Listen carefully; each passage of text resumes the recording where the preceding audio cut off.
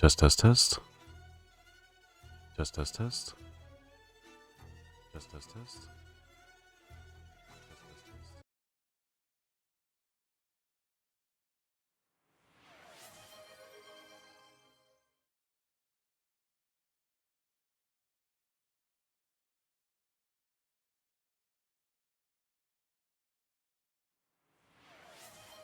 Oh, thanks for dropping in. Thanks for dropping the lurk, Twitch.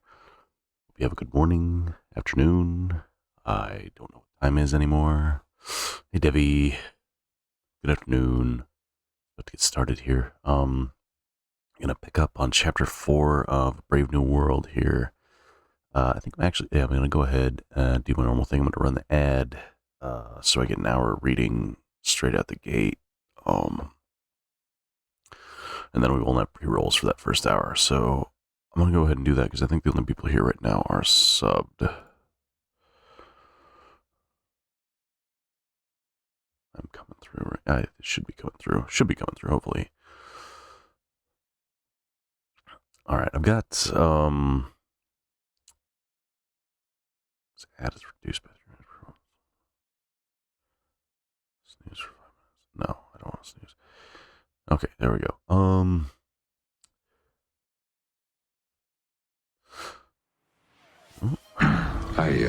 Good morning, Beazle. You have to let me know. Let me know that the blurps are coming through. I can't really monitor them without everything echoing. But anyway, I've got set up some new stuff in OBS today, so hopefully you should be able to see. Where's my button? There's my button. There it is.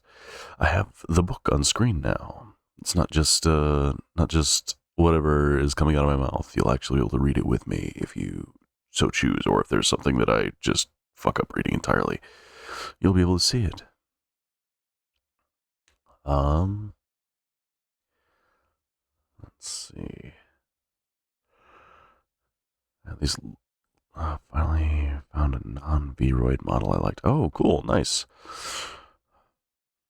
Yes, it's always nice to find a model you like, especially when you're trying to find something that's not a Vroid, because like it's surprising what is and isn't a Vroid. Like Yoyogi Mori avatars are like some of the most expensive avatars on like the marketplace for VR chat, and they're Vroids. It's crazy. It charges like $250 for a Vroid. I think it's crazy. I think it's absolutely insane.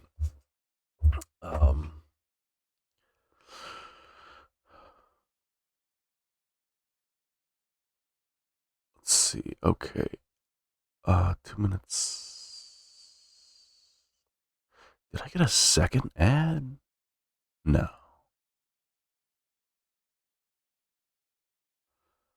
I'm so confused by Twitch sometimes. It's telling me my ad break ends in 40 seconds in one place and 2 minutes in another. So that's fun. I guess we'll just go with whatever the green box tells me and start then.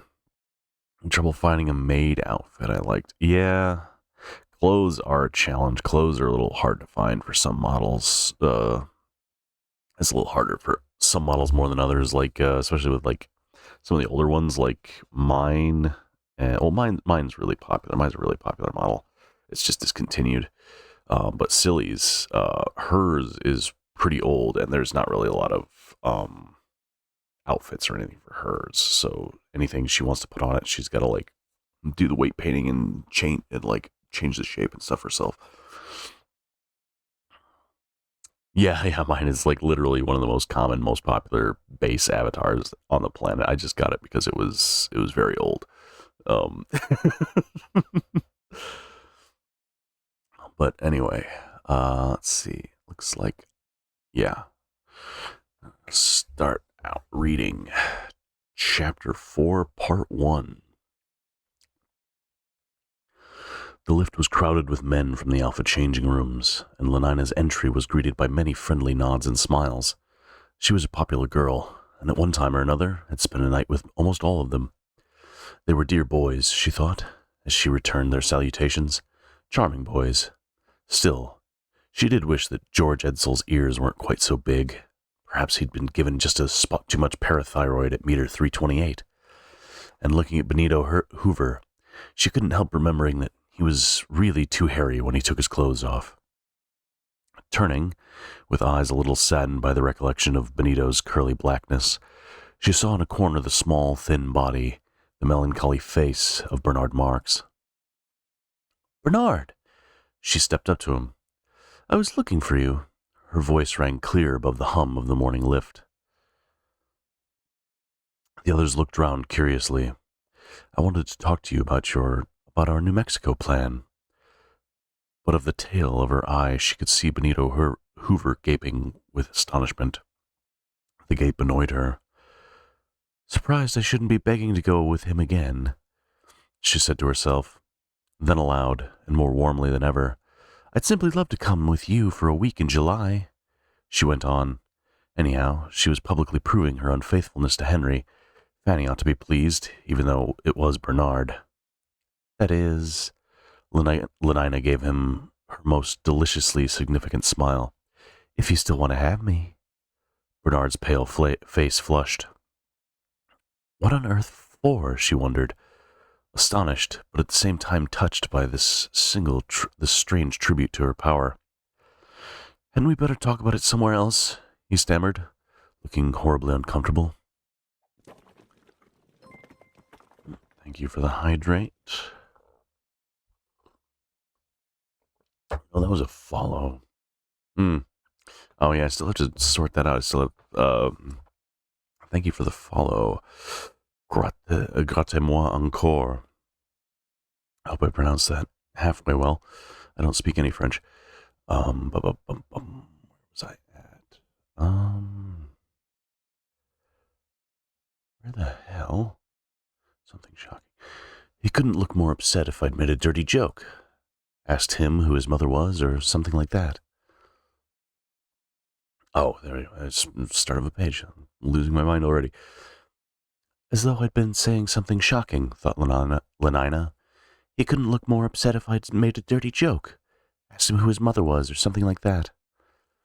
I mean, with all these people about, he was choked with confusion. Lenina's laugh was frank and wholly unmalicious. "How funny you are," she said, and she quite genuinely did think him funny. "You'll give me at least a week's warning, won't you?"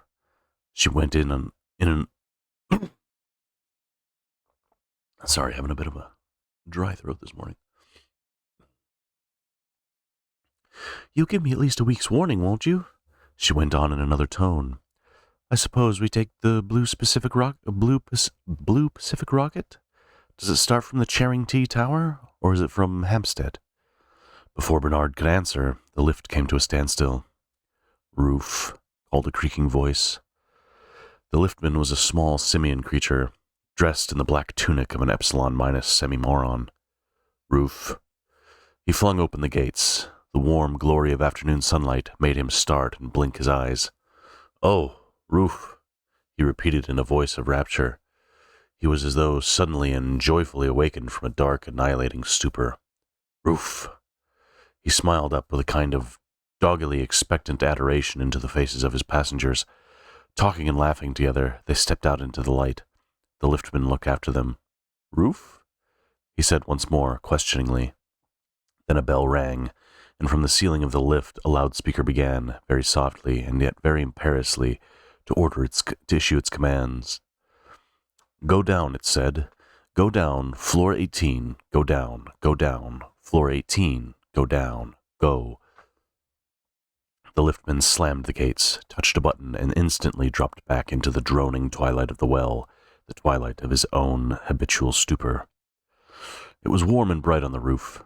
The summer afternoon was drowsy with the hum of passing helicopters, and the deeper drone of the rocket planes hastening, invisible, through the bright sky 5 or 6 miles overhead, like a caress of the soft air.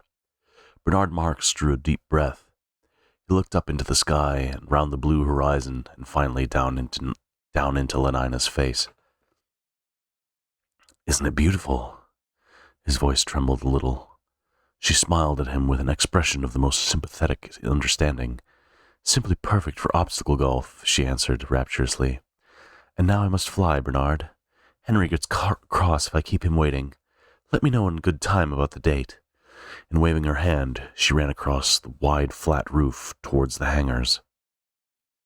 Bernard stood watching the retreating twinkle of the white stockings, the sunburnt knees vivaciously bending and unbending again and again, and the softer rolling of those well-fitted corduroy shorts beneath the bottle green jacket. His face wore an expression of pain. "I should say she was pretty," said a loud and cheery voice just behind him. Bernard started and looked over. The chubby red face of Benito Hoover was beaming down at him, beaming with manifest cordiality. Benito was notoriously good-natured. People said of him that he could have got through life without ever touching Soma. The malice and bad tempers from which other people had to take holidays never afflicted him. Reality for Benito was always sunny. "Pneumatic, too, and how?" Then, in another tone, "But I say," he went on, "you look glum. What you need is a gram of Soma." Diving into his right-hand trouser pocket, Benito produced a file. 1 cubic centimeter cures 10 gloomy... But I say... Bernard had suddenly turned and rushed away. Benito stared after him.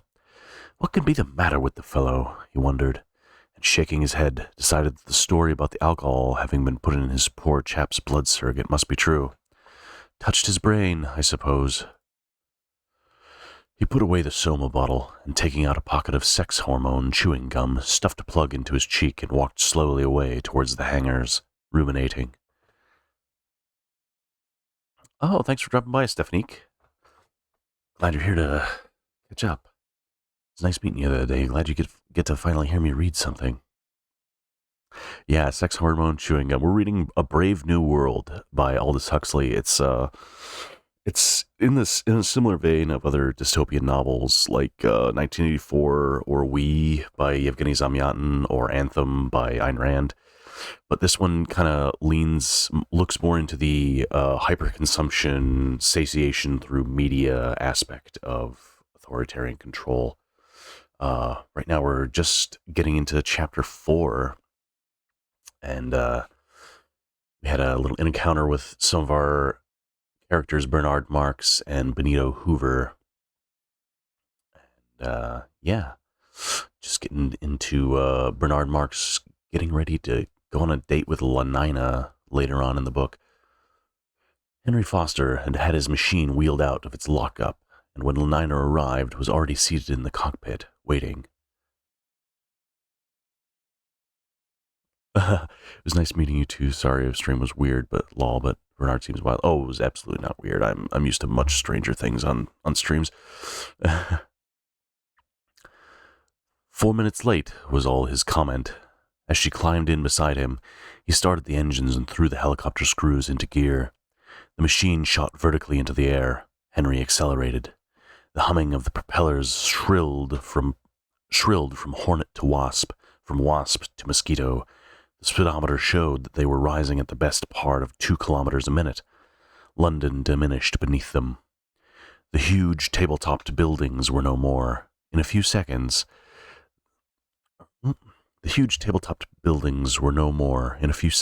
than a bed of geometrical mushrooms sprouting from the green of park and garden. In the midst of them, thin-stalked, a taller, slender fungus, the Charing-T Tower, lifted towards the sky, a disk of shining concrete.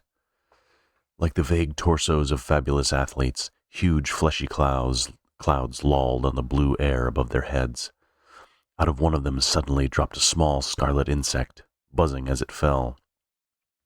"There's the red rocket," said Henry. "Just come in from New York." Looking at his watch. 7 minutes behind time, he added, and shook his head.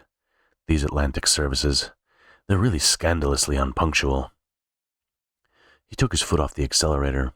The humming of the screws overhead dropped an octave and a half, back through wasp and hornet to bumblebee, to cockchafer, to stag beetle.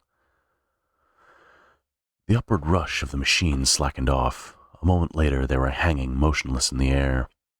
Henry pushed at a lever. There was a click, slowly at first, then faster and faster, till it was a circular mist before their eyes.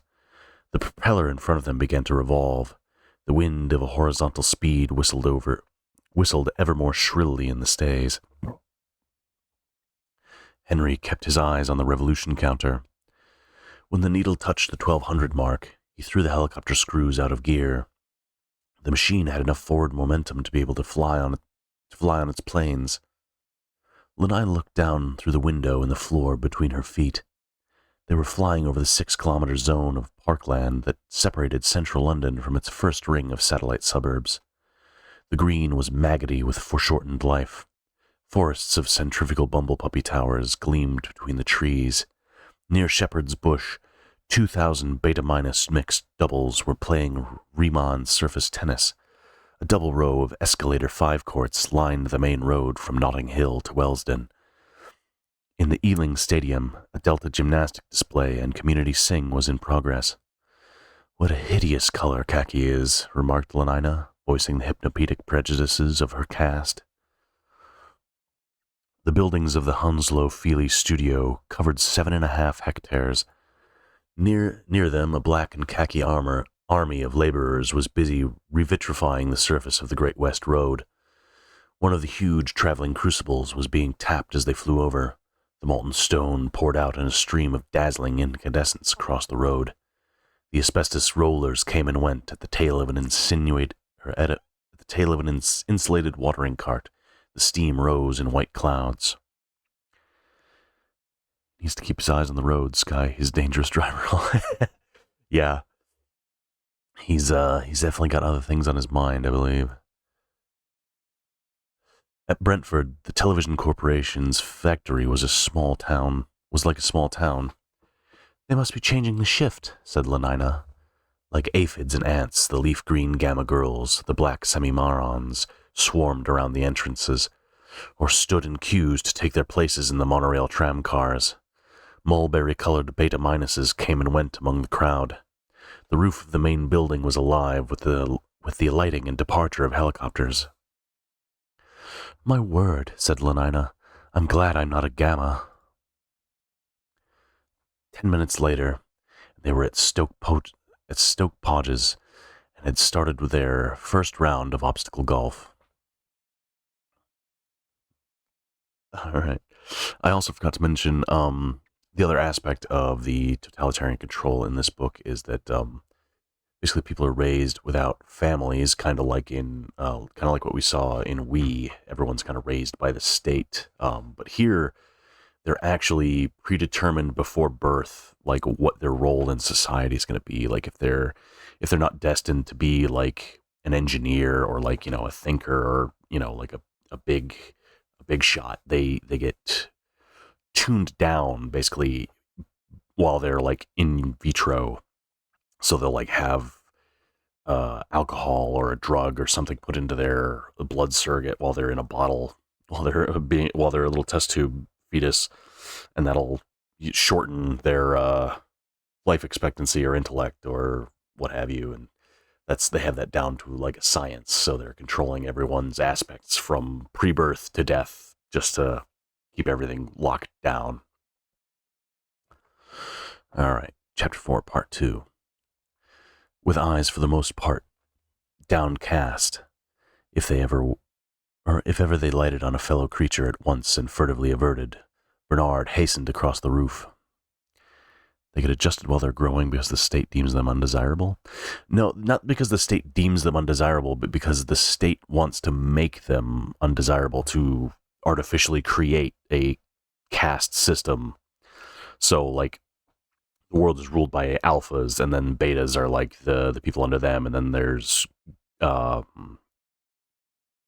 deltas and gammas and epsilons, and they're all like varying degrees of like mentally inhibited or physically or mentally inhibited. So like, they'll be like raising people that are supposed to be like the world controllers, and then there'll be people that are like the janitors, but they're too stupid to complain, is basically how they've set it up, so that the castes are all stratified based on work and like what they need to know to get that work done.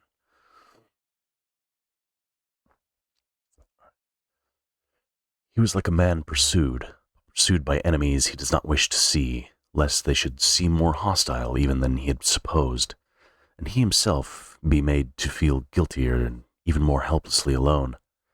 That horrible Benito Hoover. And yet, the man had meant well enough, which only made it, in a way, much worse. Those who meant well behaved in the same way as those who meant badly. Even Lenina was making him suffer.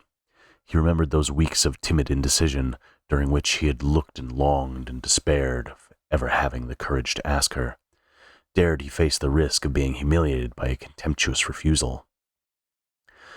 But if she were to say yes, what rapture? Well, now she had said it, and he was still wretched. Wretched that she should have thought it such a perfect afternoon for obstacle golf, that she should have trotted away to join Henry Foster, that she should have found him funny or not wanting to talk of their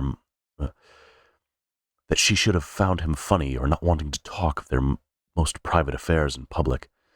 Wretched, in a word, because she had behaved as any healthy and virtuous English girl ought to behave, and not in some other abnormal, extraordinary way. He opened the door of his lockup and called to a lounging couple of Delta-Minus attendants to come and push his machine out onto the roof. The hangars were staffed by a single Bokanovsky group, and the men were twins, identically small, black, and hideous. Bernard gave his orders in the sharp, rather arrogant and even offensive tone of one who does not feel himself too secure in his superiority. To have dealings with members of the lower castes was always, for Bernard, a most distressing experience, for whatever the cause, and the current gossip about the alcohol in his blood surrogate was very likely, for accidents will happen, have been true. Bernard's physique was hardly better than that of the average Gamma.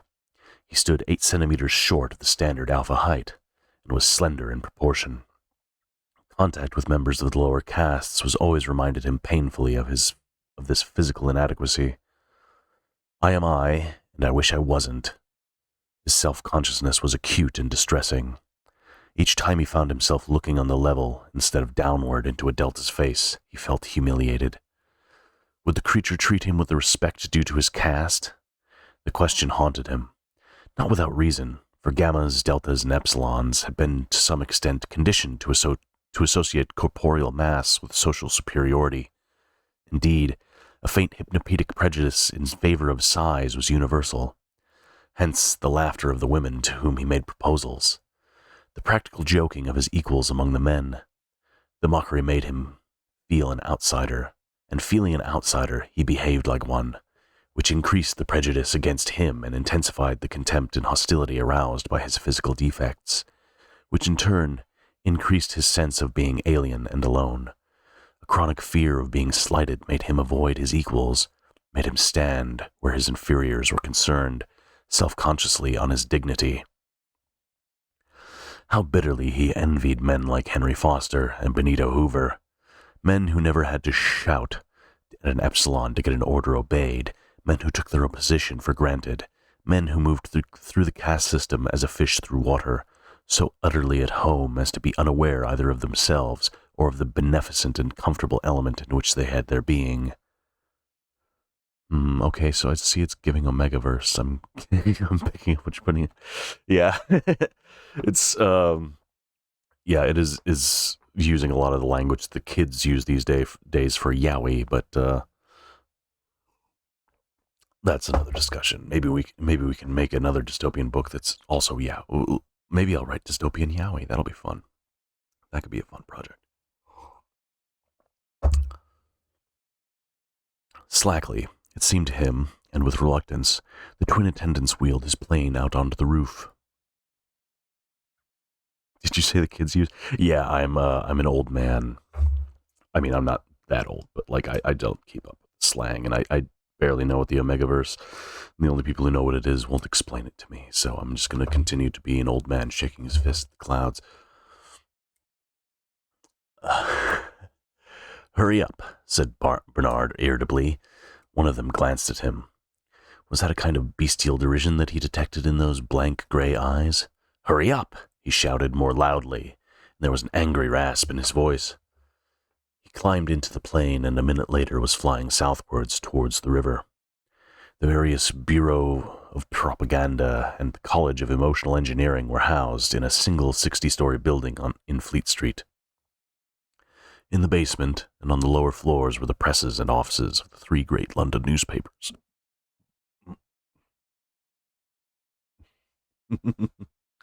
Oh, that's valid, kind of same law. Okay, I got you. In the basement and on the lower floors were the presses and offices of the three great London newspapers, the Hourly Radio, an uppercast sheet, in pale green, Gamma Gazette, and on khaki paper, and in words exclusively of one syllable, the Delta Mirror. Then came the Bureau of Propaganda by television, by feeling picture, and by synthetic voice and music, respectively. 22 floors of them. Above were the research laboratories and the padded rooms in which the soundtrack writers and synthetic composers did their delicate work. The top 18 floors were occupied by the College of Emotional Engineering. Bernard landed on the roof of Propaganda House and stepped out. "Ring down to Mr. Helmholtz Watson," he ordered the Gamma Plus porter, "and tell him that Bernard Marx is waiting for him on the roof." He sat down and lit a cigarette. Helmholtz Watson was writing when the message came down. "Tell him I'm coming at once," he said, and hung up the receiver. Then, turning to his secretary, "I'll leave you to put my things away." He went on in the same official and impersonal tone, and ignoring her lustrous smile, got up and walked briskly to the door. He was a powerfully built man, deep-chested, broad-shouldered, massive, and yet quick in his movements, springly and agile.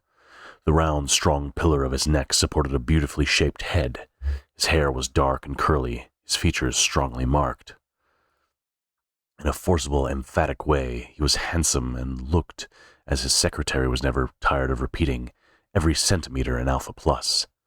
By profession, he was a lecturer at the College of Emotional Engineering, Department of Writing, and in the intervals of his educational activities, a working emotional engineer. He wrote regularly for the Hourly Radio, composed feely scenarios, and had the happiest knack for slogans and hypnopedic rhymes. Able was the verdict of his superiors, perhaps, and they would shake their heads, would significantly lower their voices, a little too able. Yes, a little too able, they were right. Mental excess had produced in Helmholtz Watson effects various... A member... I'm just going to start over after some water here. A mental excess had produced in Helmholtz Watson effects very similar to those which, in Bernard Marx, were the result of a physical defect. Too little bone and brawn had isolated Bernard from his fellow men, and the sense of his apartness being, by all the current standards, a mental excess, became in its turn a cause of wider separation. That which had made Helmholtz so uncomfortably aware of being himself and all alone was too much ability. What the two men shared was the knowledge that they were individuals. But whereas the physically defective Bernard had suffered all his life from the consciousness of being separate, it was only quite recently that, grown aware of his mental excess, Helmholtz Watson had also become aware of his difference from the people who surrounded him. The escalator squash champion, this indefatigable lover, it was said that he had had 640 different girls in under 4 years. This admirable committee man and best mixer had realized quite suddenly that sport, women, communal activities were only, so far as he was concerned, second bests. Really, and at the bottom, he was interested in something else. But in what? In what?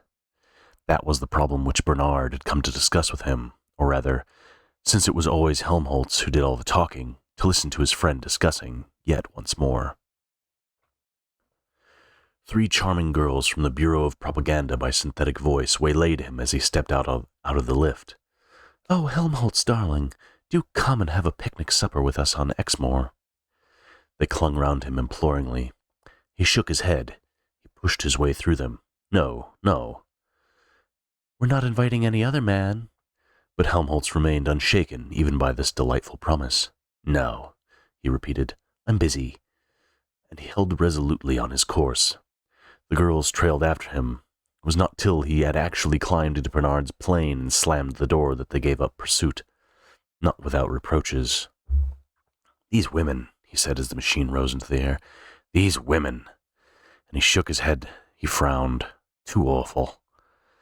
Bernard hypocritically agreed, wishing, as he spoke the words, that he could have as many girls as Helmholtz did, and with as little trouble. He was seized with a sudden urgent need to boast. "I'm taking Lenina Crown to New Mexico with me," he said in a tone as casual as he could make it. "Are you?" said Helmholtz, with a total absence of interest. Then, after a little pause, "This last week or two," he went on, "I've been cutting all my committees and all my girls. You can't imagine what a hullabaloo they've been making about it at the college. Still, it's been worth it, I think. The effects," he's hesitated, "well, they're odd. They're very odd. A physical shortcoming can produce a kind of mental excess. The process, it seemed, was reversible. Mental excess could produce, for its own purposes, the voluntary blindness and deafness of deliberate solitude, the artificial impotence of asceticism. The rest of the short flight was accomplished in silence. When they had arrived and were comfortably stretched out on the pneumatic sofas in Bernard's room, Helmholtz began again, speaking very slowly. "Did you ever feel," he asked, "as though you had something inside you that was only waiting for you to give it a chance to come out? Some sort of extra power that you aren't using? You know, like all the water that goes down the falls instead of through the turbines." He looked at Bernard questioningly. "You mean all the emotions one might be feeling if things were different?" Helmholtz shook his head. "Not quite. I'm thinking of a queer feeling I sometimes get. A feeling that I've got something important to say and the power to say it, only I don't know what it is, and I can't make any use of the power. There was some different way of writing. Or else something else to write about." He was silent, and then, "You see," he went on at last, "I'm pretty good at inventing phrases, you know, the sort of words that suddenly make you jump, almost as though you'd sat on a pin. They seem so new and exciting, even though they're about something hypnopetically obvious. But that doesn't seem enough. It's not enough for the phrases to be good. What you make with them ought to be good, too. But your thoughts are good, Helmholtz." "Oh, as far as they go," Helmholtz shrugged his shoulders. "But they go such a little way. They aren't important enough, somehow. I feel I could do something much more important. Yes, and more intense, more violent. But what? What is there more important to say? And how can one be violent about the sort of things one's expected to write about? Words can be like X-rays if you use them properly. They'll go through anything. You read and you're pierced. That's one of the things I try to teach my students, how to write piercingly. But what on earth's the good of being pierced by an article about a community sing, or the latest improvement in scent organs? Besides, you can make words really piercing, you know, like the very hardest X-rays, when you're writing about that sort of thing. Can you say something about nothing? That's what it finally boils down to. I try and I try." "Hush," said Bernard suddenly, and lifted a warning finger. They listened. "I believe there's somebody at the door," he whispered. Helmholtz got up, tiptoed across the room, and with a sharp, quick movement flung the door wide open. There was, of course, nobody there. "I'm sorry," said Bernard, feeling and looking uncomfortably foolish. "I suppose I've got things on my nerves a bit. When people are suspicious with you, you start being suspicious with them." He passed his hand across his eyes. He sighed. His voice became plaintive. He was justifying himself. "If you knew what I'd had to put up with recently," he said almost tearfully. The uprush of his self-pity was like a fountain suddenly released. "If only you knew." Helmholtz Watson listened with a certain sense of discomfort. "Poor little Bernard," he said to himself, but at the same time he felt rather ashamed for his friend. He wished Bernard would show a little more pride. Chapter 5, Part 1. Go ahead and take a little break for some water here, a little pause.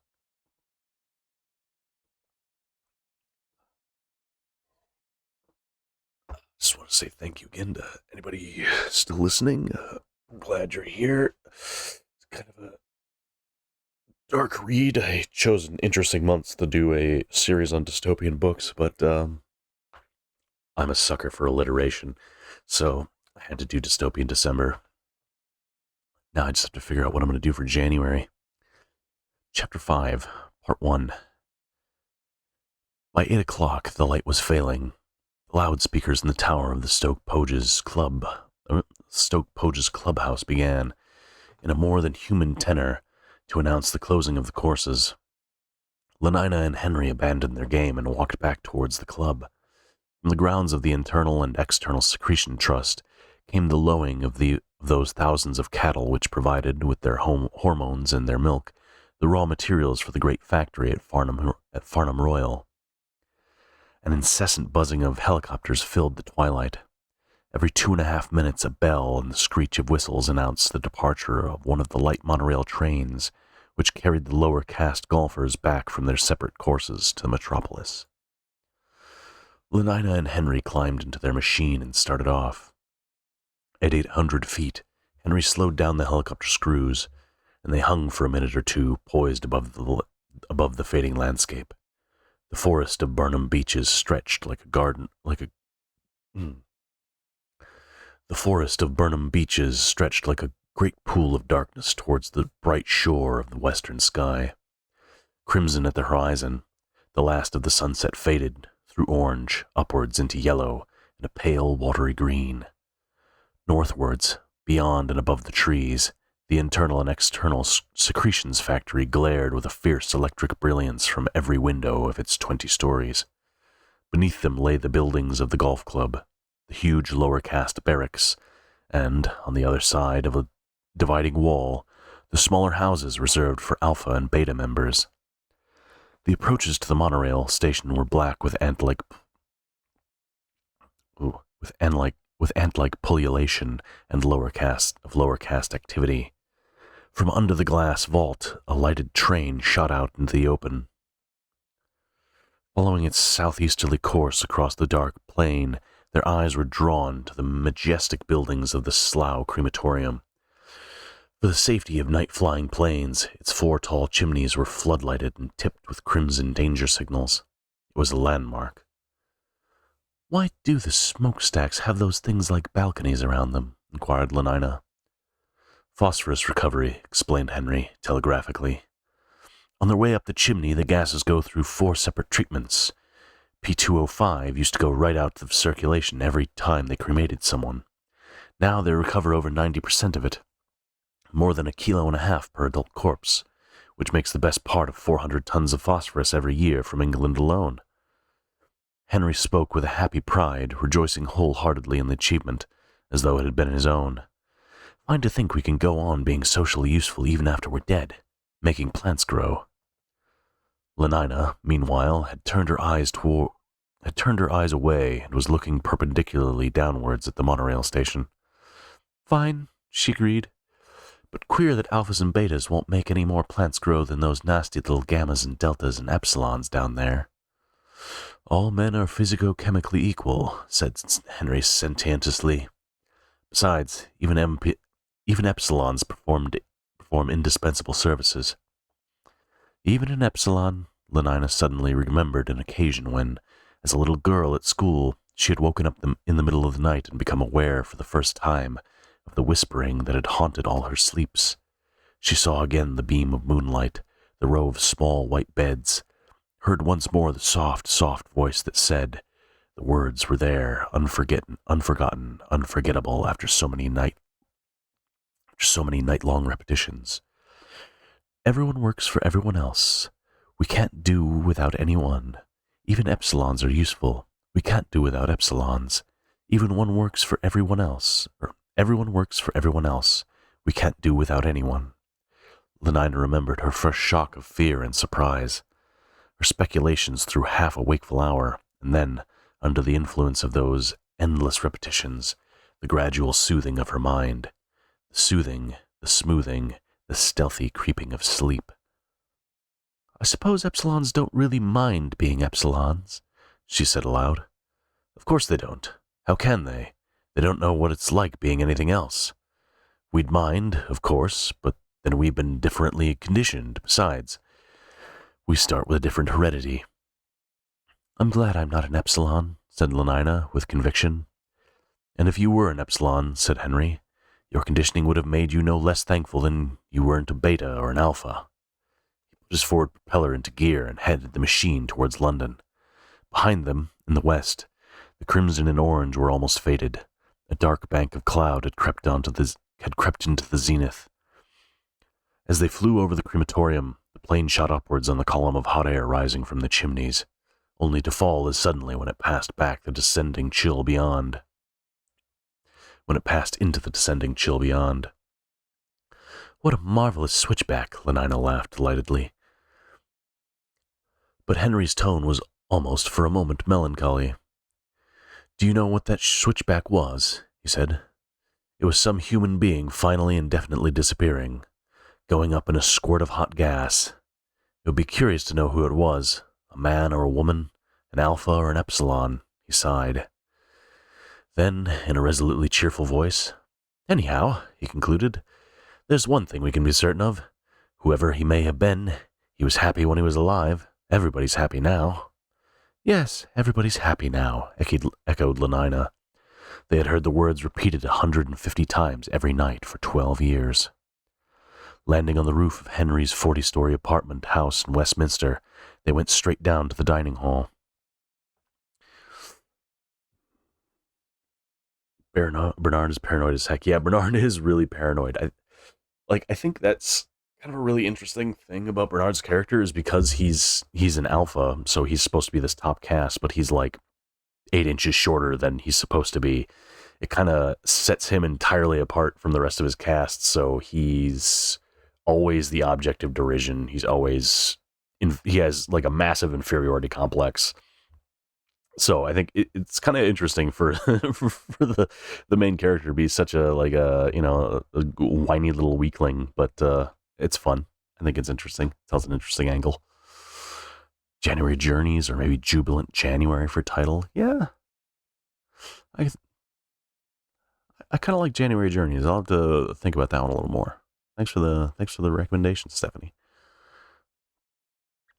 But where was I? Let's see. Dining. There, in a loud and cheerful company, they ate an excellent meal. Soma was served with the coffee. Lenina took 2 half-gram tablets, and Henry 3. At 9:20, they walked across the street to the newly opened Westminster Abbey Cabaret. It was a night almost without clouds, moonless and starry. But of this, on the whole depressing fact, Lenina and Henry were fortunately unaware. The electric sky signs effectively shut off the outer darkness.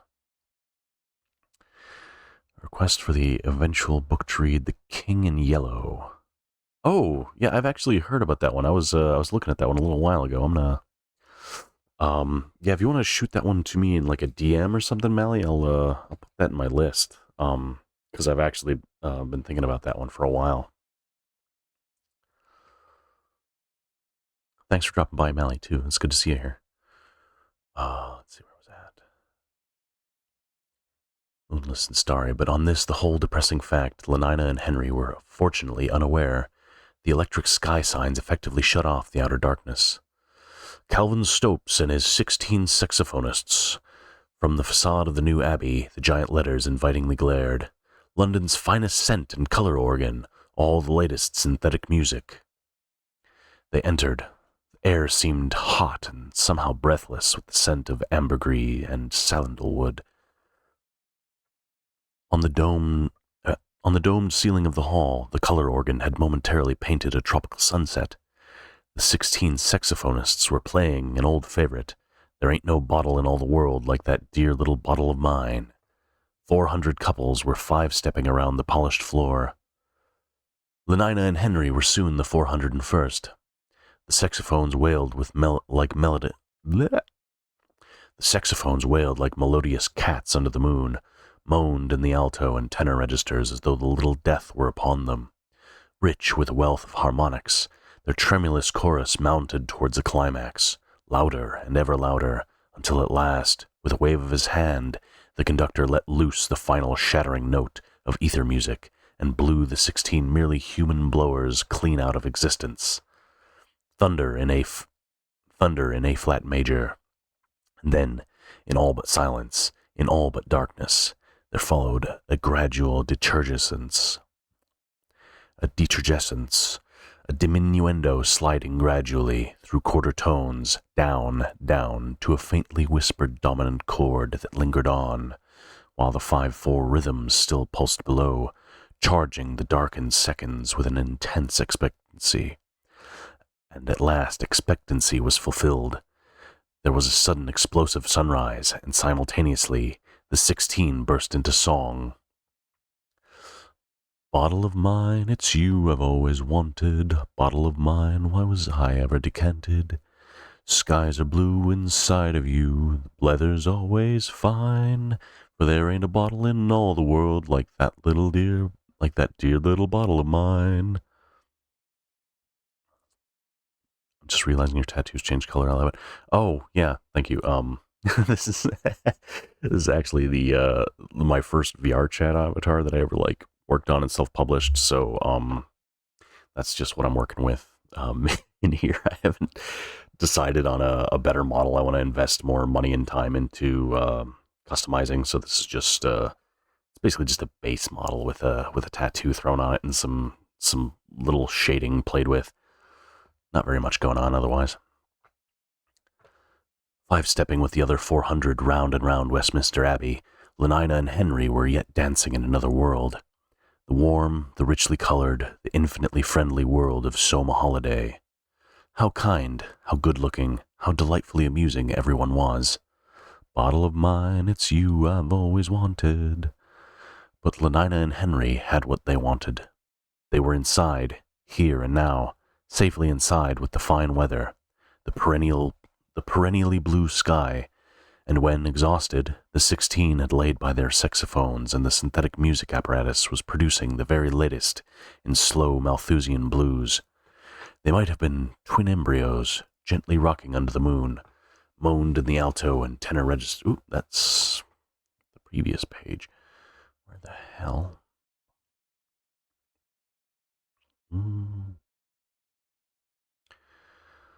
Fine weather. The very latest in Malthusian blues. They might have been twin embryos gently rocking together on the waves of bottled ocean of blood surrogate. Good night, dear friends. Good night, dear friends. The loudspeakers veiled their commands in a genial and musical politeness. Good night, dear friends. Obediently, with all the others, Lenina and Henry left the building. The depressing stars had traveled quite some way across the heavens, but though the separating screen of the sky signs had now to a great extent dissolved, the two young people still retained their happy ignorance of the night. Swallowing half an hour before closing time, the second dose of Soma had raised a quite impenetrable wall between the actual universe and their minds. Bottled, they crossed the street. Bottled, they took the lift up to Henry's room on the 28th floor, and yet, bottled as she was, and in spite of that second gram of Soma, Lenina did not forget to take all the contraceptive precautions prescribed by the regulations. Years of intensive hypnopedia, and then, from 12 to 17, Malthusian drills 3 times a week had made the taking of these precautions almost as automatic and inevitable as blinking. "Oh, and that reminds me," she said, as she came back from the bathroom. "Fanny Crown wants to know where you found that lovely green Morocco surrogate cartridge belt you gave me." Chapter 5, Part 2. It's still a vibe and it looks super cool. Well, thank you, Steph. Alternate Thursdays were Bernard's solitary service days. After an early dinner at the Aphroditeum, to which Helmholtz had recently been elected under Rule 2, he took leave of his friend and, hailing a taxi on the roof, told the man to fly to the Fordston Community Singery. The machine rose a couple hundred meters, and then headed eastwards, and as it turned, there before Bernard's eyes, gigantically beautiful, was the Singery. Floodlighted, its 320 meters of white Carrara surrogate gleamed with a snowy incandescence over Ludgate Hall. At each of the 4 corners of its helicopter platform, an immense T shone crimson against the night. From the mouths of 24 vast golden trumpets rumbled a solemn synthetic music. There's a game based on the King in Yellow, and it's one of my favorites called Signalis. I was wondering I've seen some people playing Signalis recently, and I was wondering what that was about. It's about the King in Yellow? Okay, that's awesome. I'm actually going to go ahead and add that to my little notes here real quick. Because I was wondering what I was going to read after this one, if I could fit in another book before the end of September that's dystopian, and I've seen that in a lot of lists of stuff, so... But I think that's more gothic horror, if I remember from when I was reading it, but, King in Yellow. Okay. Not sure if I want to read Anthem. I think I could probably read that like one go. But then again, I don't really like Ayn Rand, so I don't really want to give her work any more platform than it already has.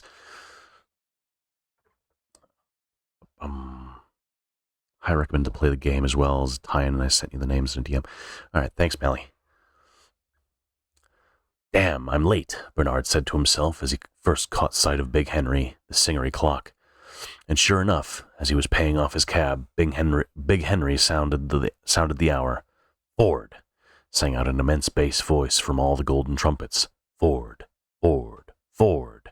9 times. Bernard ran for the lift.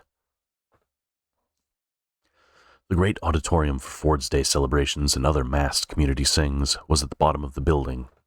Above it, 100 to each floor, were the 7,000 rooms used by solitary groups for their fortnight services. Bernard dropped down to floor 33, hurried along the corridor, stood hesitating for a moment outside room 3210, then, having wound himself up, opened the door and walked in. Thank Ford, he was not the last. 3 chairs of the 12 arranged around the circular table were still unoccupied. He slipped into the nearest of them as inconspicuously as he could and prepared to frown at the yet later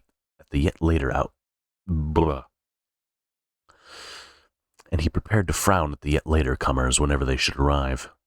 Turning towards him, "What were you playing this afternoon?" the girl on his left inquired. "Obstacle or electromagnetic?" Bernard looked at her. Ford, it was Morgana Rothschild, and blushingly had to admit that he had been playing neither. Morgana stared at him with astonishment. There was an awkward silence. Then, pointedly, she turned away and addressed herself to the more sporting man on her left. A good beginning for a solitary service, thought Bernard miserably, and foresaw for himself yet another failure to achieve atonement. If only he had given himself time to look around instead of scuttling for the nearest chair, he could have sat between Fifi Bradlaugh and Joanna Diesel, instead of which he had gone blindly planted himself next to Morgana. Morgana! Ford. Those black eyebrows of hers. That eyebrow, rather, for they met above the nose. Ford. And on his right was Clara Detterding. True, Clara's eyebrows didn't meet, but she was really too pneumatic, whereas Fifi and Joanna were absolutely right. Plump, blonde, not too large, and it was that great lout, Tom Kawaguchi, who now took the seat between them. The last rival was Sarojini Engels. "You're late," said the president of the group severely. "Don't let it happen again." Sarojini apologized and slid into her place between Jim Bokanovsky and Herbert Bakunin. That's a name I haven't seen in a long time. Can't remember how to pronounce that one. The group was now complete, the solitary circle perfect and without flaw. Man, woman, man, in a ring of endless alternation round the table. 12 of them ready to be made one, waiting to come together, to be fused, to lose their 12 separate identities in a larger being. The president stood up, made the sign of the T, and switching on the synthetic music, let loose the soft, indefatigable beating of drums and a choir of instruments, near wind and super string, that plangently repeated the brief and unescapably haunting melody of the first solitary hymn. Again, and it was not the ear that heard the pulsing rhythm, it was the midriff. The wall and the clang of those recurring harmonies haunted not the mind, but the yearning bowels of compassion. The president made another sign of the T and sat down. The service had begun. The dedicated Soma tablets were placed in the center of the table. The loving cup of strawberry ice cream Soma was passed from hand to hand, and with the formula, "I drink to my annihilation," 12 times quaffed.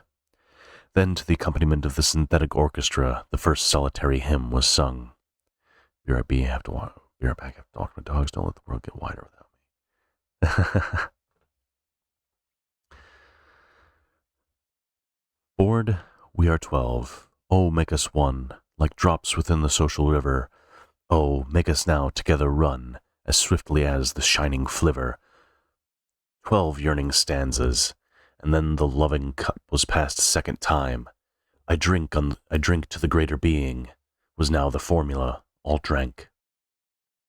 Tirelessly the music played, the drums beat, the crying and clashing of the harmonies were an obsession in the melted bowels. The second solitary hymn was sung. Come, greater being, social friend, annihilating 12 in one, we long to die, for when we end, our larger life has but begun. Again, 12 stanzas. By this time the Soma had begun to work. Eyes shone, cheeks were flushed.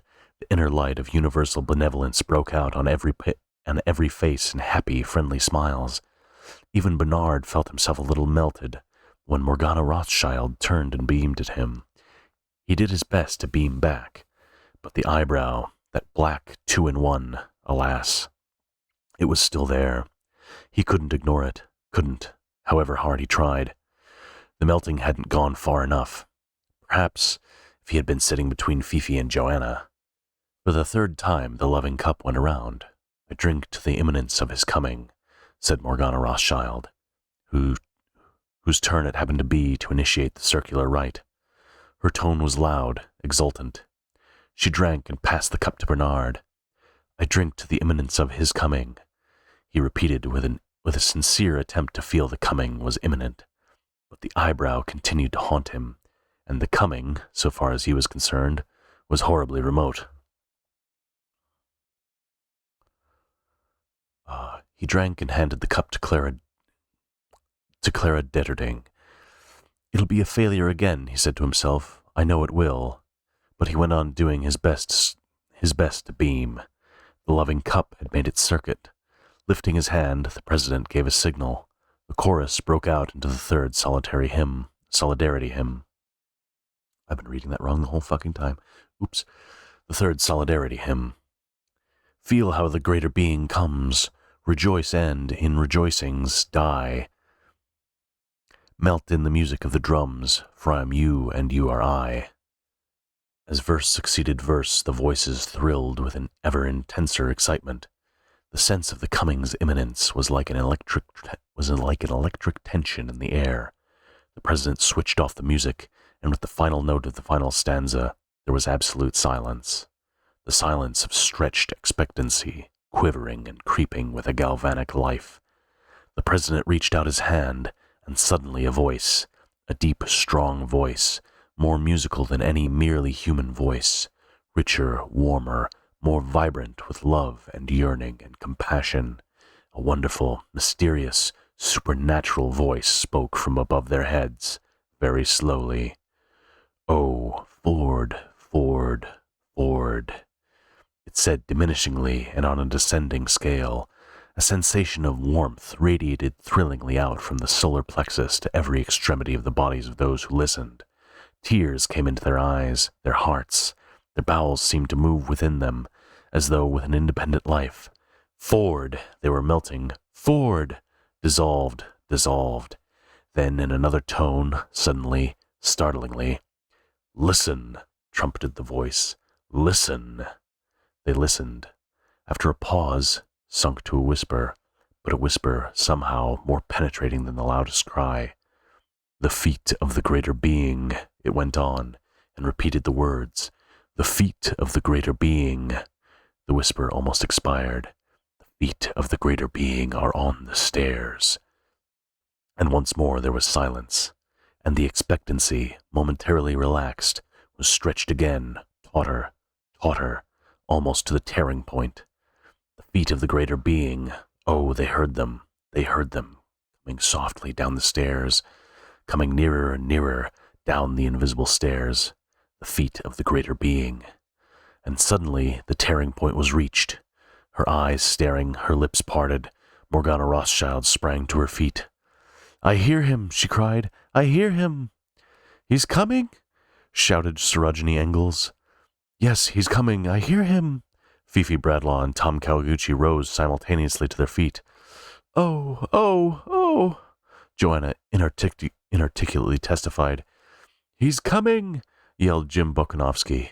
The president leaned forward, and with a touch released a delirium of cymbals and blown brass, a fever of tom-tomming. "Oh, he's coming," screamed Clara Detterding. "Aye!" And it was as though she were having her throat cut. Feeling that it was time for him to do something, Bernard also jumped up and shouted, "I hear him! He's coming!" But it wasn't true. He heard nothing, and for him, nobody was coming. Nobody, in spite of the music, in spite of the mounting excitement. But he waved his arms, he shouted with the best of them, and when the others began to jig and stamp and shuffle, he also jigged and shuffled. Round they went, a circular procession of dancers, each with hands on the hips of the dancer proceeding, round and round, shouting in unison, stamping to the rhythm of the music with their feet, beating it out with hands on the buttocks in front, 12 pairs of hands beating as one, 12 buttocks stably resounding, 12 as one, 12 as one. I hear him coming.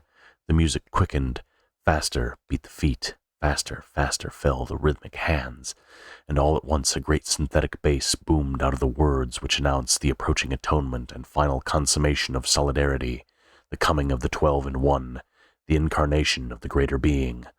"Orgy porgy," it sang, while the tom-toms continued to beat their feverish tattoo. "Orgy porgy, Ford and fun, kiss the girls and make them one. Boys at one with girls at peace, orgy porgy gives release." "Orgy porgy," the dancers caught up in the liturgical refrain. "Orgy porgy, Ford and fun, kiss the girls." And as they sang, I'm gonna pause there right for a second. Since we're in the ad, I'm gonna go ahead and I'll go be right back, and I'm gonna refresh my water, and then we'll be right back.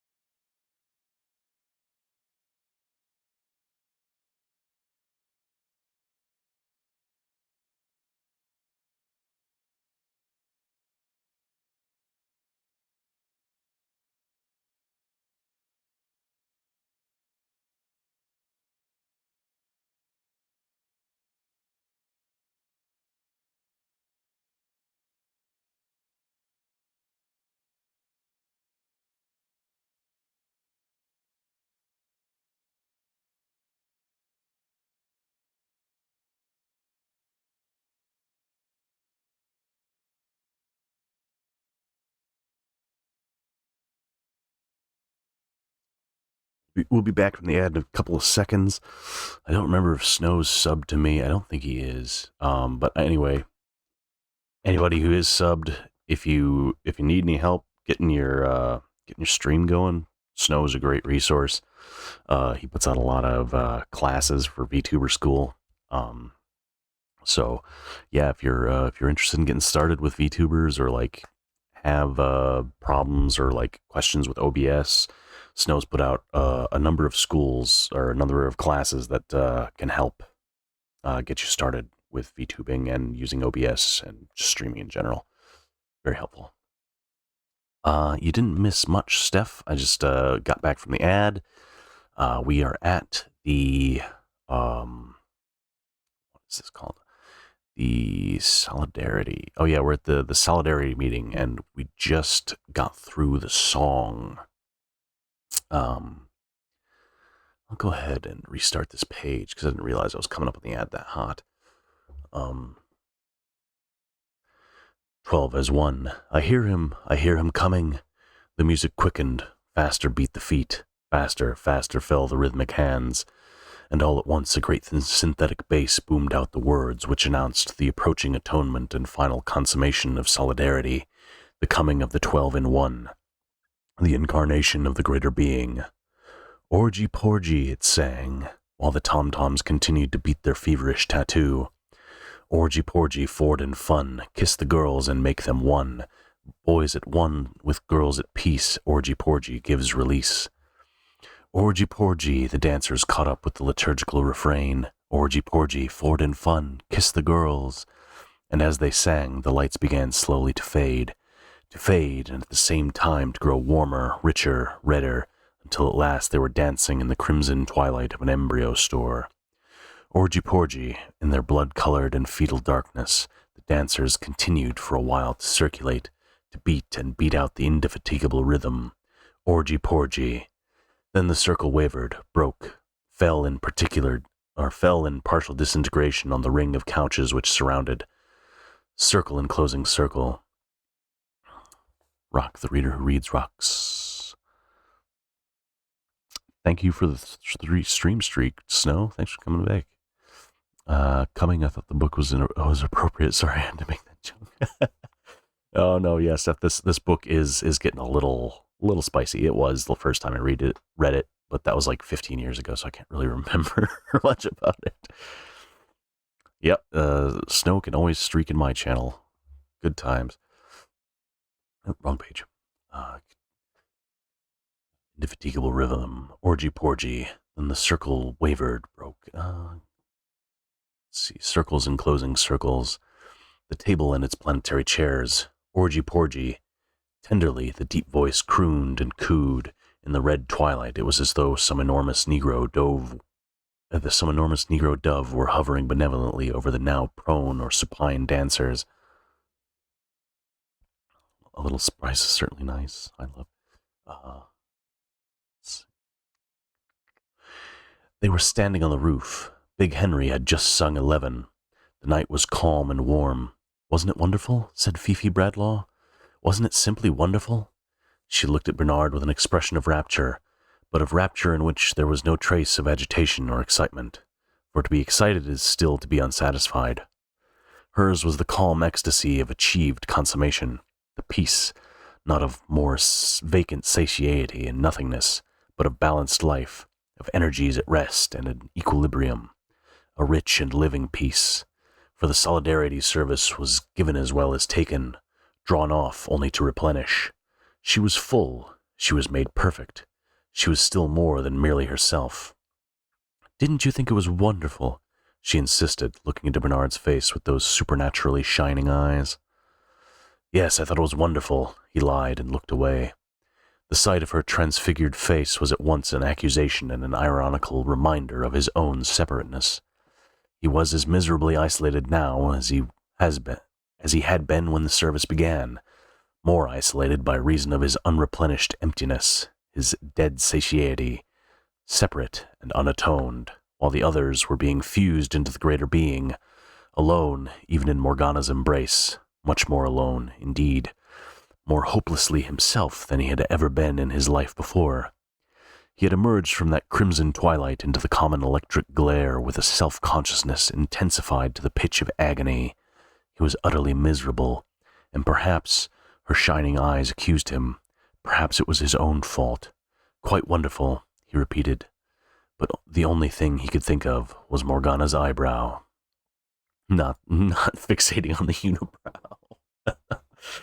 Ah, Bernard.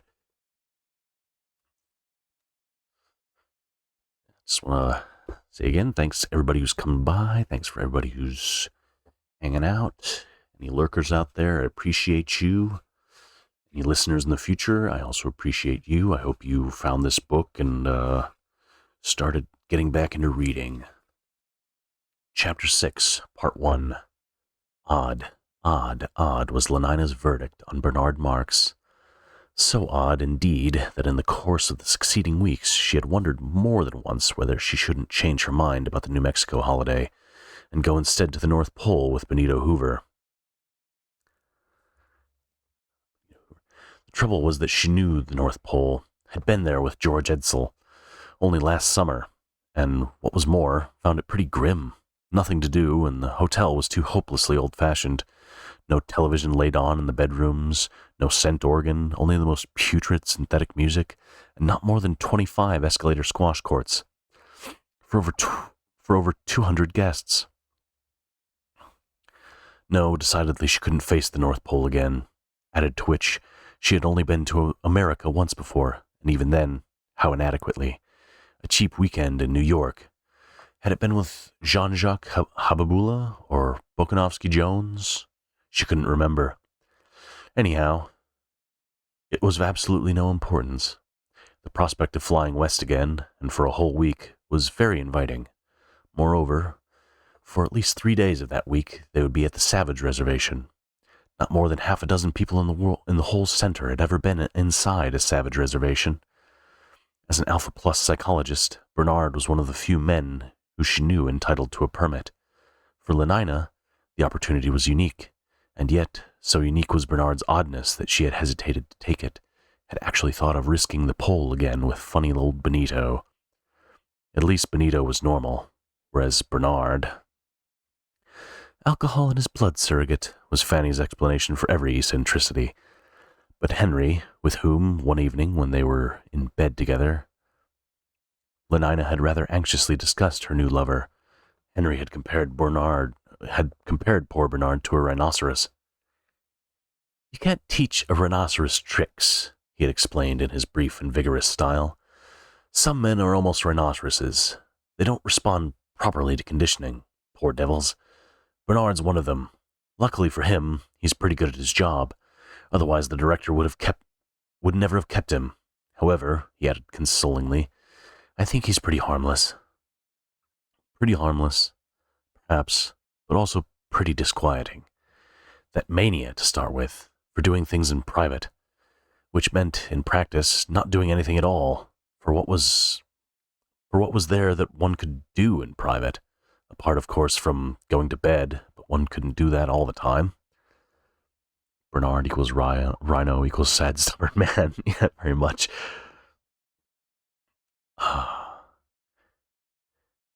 For what was there that one could do in private, apart, of course, from going to bed, but one couldn't do that all the time. Yes, what was there? Precious little. The first afternoon they went out together was particularly fine. Lenina had suggested a swim at Tokay Country Club, followed by a dinner at the Oxford Union, but Bernard thought there would be too much of a crowd. Then what about a round of electromagnetic golf at St. Andrews? But again, no. Bernard considered that electromagnetic golf was a waste of time. Then what's time for? Asked Lenina in some astonishment. Apparently for going on walks in the Lake District, for that was what he now proposed. Land on top of Skiddaw and walk for a couple of hours in the heather. Alone with you, Lenina. But Bernard's. We shall be alone all night. Bernard blushed and looked away. I meant alone for talking, he mumbled. Talking? But what about? Walking and talking seemed a very odd way of spending an afternoon.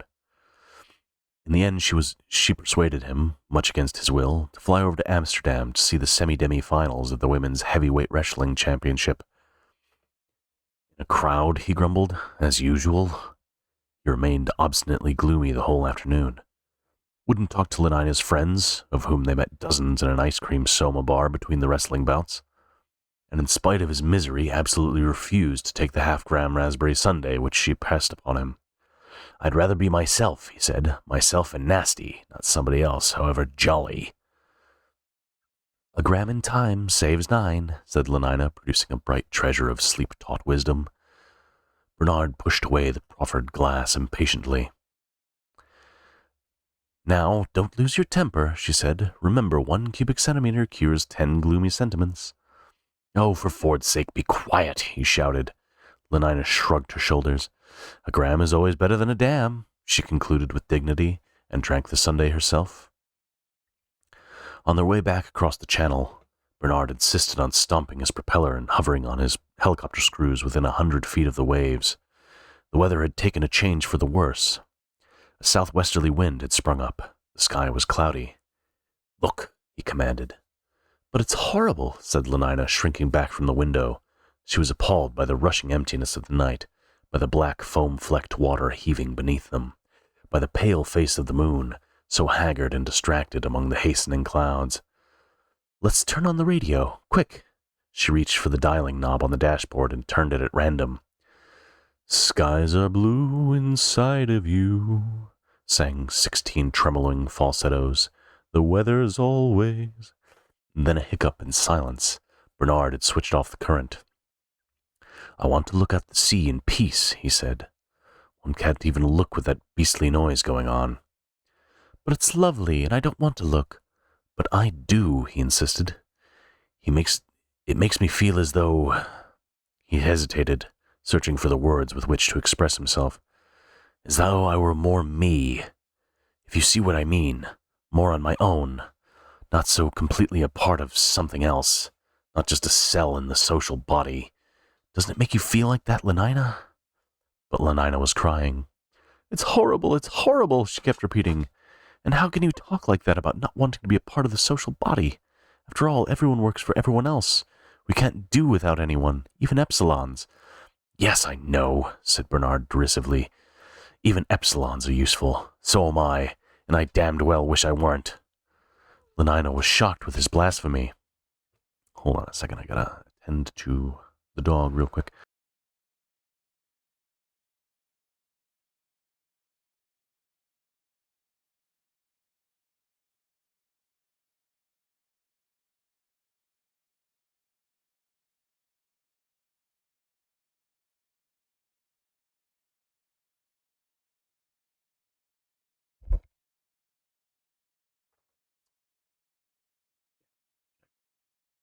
Lenina was shocked by his blasphemy. Bernard, she protested in a voice of amazed distress. How can you? In a different key. How can I? He repeated meditatively. No, the real problem is how is it that I can't, or rather, because, after all, I know quite well why I can't. What would it be like if I could, if I were free, not enslaved by my conditioning? Doggo, big doggo, little doggo, baby doggo. Little doggo. It's a little Jack Chi, we think. What would it be like if I could, if I were free, not enslaved? But Bernard, you're saying the most awful things. Don't you wish you were free, Lenina? I don't know what you mean. I am free. Free to have the most wonderful time. Everybody's happy nowadays. He laughed. Yes, everybody's happy nowadays. We begin giving the children that at 5. But wouldn't you like to be free to be happy in some other way, Lenina? In your own way? For example, not in everybody else's way? I don't know what you mean, she repeated. Then turning to him, Oh, do let's go back, Bernard, she besought. I do so hate it here. Don't you like being with me? But of course, Bernard, it's this horrible place. I thought we'd be more together here, with nothing but the sea and moon, more together than in that crowd or Even in my rooms. Don't you understand that? I don't understand anything, she said with decision, determined to preserve her incomprehension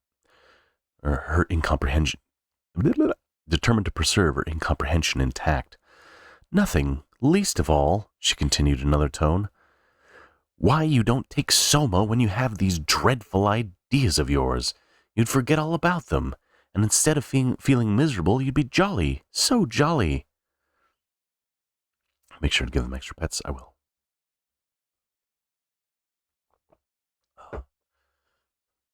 She repeated and smiled, for all the puzzled anxiety in her eyes, with what was meant to be an inviting and voluptuous cajolery. He looked at her in silence, his face unresponsive and very grave, looked at her intently. After a few seconds, Lenina's eyes flinched away. She uttered a nervous little laugh, tried to think of something to say and couldn't. The silence prolonged itself. When Bernard spoke at last, it was in a small, tired voice. All right, then, he said, we'll go back. And stepping hard on the accelerator, he sent the machine rocketing up into the sky. At 4,000, he started his propeller. They flew in silence for a minute or two. Then suddenly, Bernard began to laugh. Rather oddly, Lenina thought, but still it was laughter. Feeling better? She ventured to ask. For answer, he lifted one hand from the controls and, slipping his arm around her, began to fondle her breasts. Thank Ford, she said to herself, he's all right again. Half an hour later, they were back in his rooms. Bernard swallowed 4 tablets of Soma at a gulp, turned on the radio and television, and began to undress. Well? Lenina inquired, without significant archness, when they met next afternoon on the roof. Did you think it was fun yesterday? Bernard nodded. They climbed into the plane, a little jolt, and they were off. Everyone says I'm awfully pneumatic, said Lenina reflectively, patting her own legs. Awfully. But there was an expression of pain in Bernard's eyes. Like meat. He was thinking. Like meat, he was thinking. She looked up with a certain anxiety. But you don't think I'm too plump, do you? He shook his head. Like so much meat. You think I'm all right? Another nod. In every way? Perfect, he said aloud, and inwardly. She thinks of herself that way. She doesn't mind being meat. Lenina smiled triumphantly, but her satisfaction was premature. All the same, he went on, after a little pause, I still rather wish it had all ended differently. Differently? Were there other endings? I didn't want it to end with our going to bed, he specified. Lenina was astonished. Not at once. Not at once, not the first day. But then what? He began to talk a lot of incomprehensible and dangerous nonsense. Lenina did her best to stop the ears of her mind, but every now and then a phrase would insist on becoming audible. To try the effects of arresting my impulses, she heard him say. The words seemed to touch a spring in her mind. Never put off till tomorrow the fun you can have today, Never put off till tomorrow the fun you can have today, she said gravely. 200 repetitions twice a week from 14 to 16 and a half was all his comment. The mad, bad talk rambled on. I want to know what passion is, she heard him saying. I want to feel something strongly. When the individual feels, the community reels, Lenina pronounced. Well, why shouldn't it reel a bit? Bernard! But Bernard remained unabashed. Adults intellectually and during working hours, he went on. Infants where feeling and desire are concerned. Our Ford loved infants. Ignoring the interruption, it suddenly struck me the other day, continued Bernard, that it might be possible to be an adult all the time. I don't understand. Lenina's tone was firm. I know you don't. That's why we went to the bed together yesterday, like infants, instead of being adults and waiting. But it was fun, Lenina insisted, wasn't it? Oh, the greatest fun, he answered, but in a voice so mournful, with an expression so profoundly miserable, that Lenina felt all her triumph suddenly evaporate. Perhaps he had found her too plump after all. I told you so, was all that Fanny said, when Lenina came and made her confidence. It's the alcohol they put in as surrogate. All the same, Lenina insisted, I do like him. He has such awfully nice hands, and the way he moves his shoulders. That's very attractive, she sighed. But I wish he weren't so odd. All right, Chapter 5, Part 2. Too plump. Bernard Thick Thighs save lives. Yes, thick thighs do save lives, but I think it's Lenina thinks she's too plump. But, there's no such thing. Part 5, Part 2. Or Chapter 5, Part 2.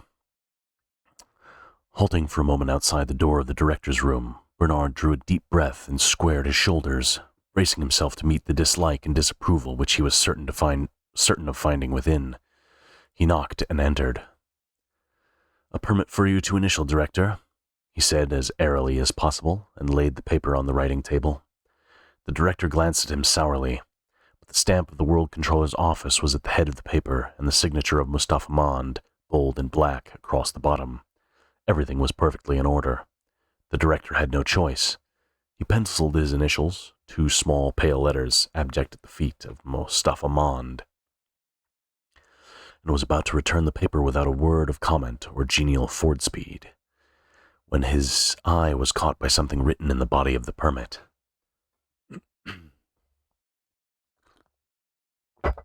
For the New Mexico reservation, he said, and his tone, the face he lifted Bernard, expressed a kind of agitated astonishment. Surprised by his surprise, Bernard nodded. There was a silence. Exactly, just means more to love, more to hold. Is she an alpha as well? I can't remember if Lenina is an alpha or a beta. I think she's a beta because she works in the hatchery as like she works in the hatchery as like one of the people that like does all the dosing and stuff, and Bernard is like the psychologist. So I think she's like in the next down cat. No, maybe she is an alpha. I can't remember. Maybe. I don't remember if there's like no alpha beta interactions or anything, but yeah, she might be an alpha. I can't recall. There was a silence. The director leaned back in his chair, frowning. How long ago was it? He said, speaking more to himself than to Bernard. 20 years. I suppose, nearer 25. I must have been your age. He sighed and shook his head. Bernard felt extremely uncomfortable. A man so conventional, so scrupulously correct as the director, and to commit so gross a solecism. It made him want to hide his face, to run out of the room. Not that he himself saw anything intrinsically objectionable in people talking about the remote past. That was one of those hypnopedic prejudices he had, so he imagined, completely got rid of. What made him feel shy was the knowledge that the director disapproved and yet had been betrayed into doing the forbidden thing. Under what inward compulsion? Through his discomfort, Bernard eagerly listened. I had the same idea as you, the director saying. Wanted to have a look at the savages, got a permit for New Mexico and went there for my summer holiday with the girl I was having at the moment. She was a beta minus, I think. She was a beta minus, and I think, he shut his eyes, I think she had yellow hair. Anyhow, she was pneumatic. What the fuck? Shit. Oh, shit.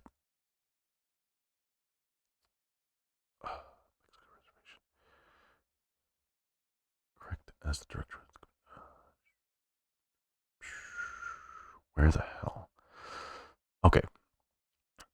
He shut his eyes. I think she had yellow hair. Anyway, she was pneumatic, particularly pneumatic. I remember that. Well, we went there, we looked at the savages, and we rode about on horses and all that. And then, it was almost the last day of my leave. Then, well, she got lost. We'd gone riding up one of those revolting mountains, and it was horribly hot and oppressive. And after lunch we went to sleep, or at least I did.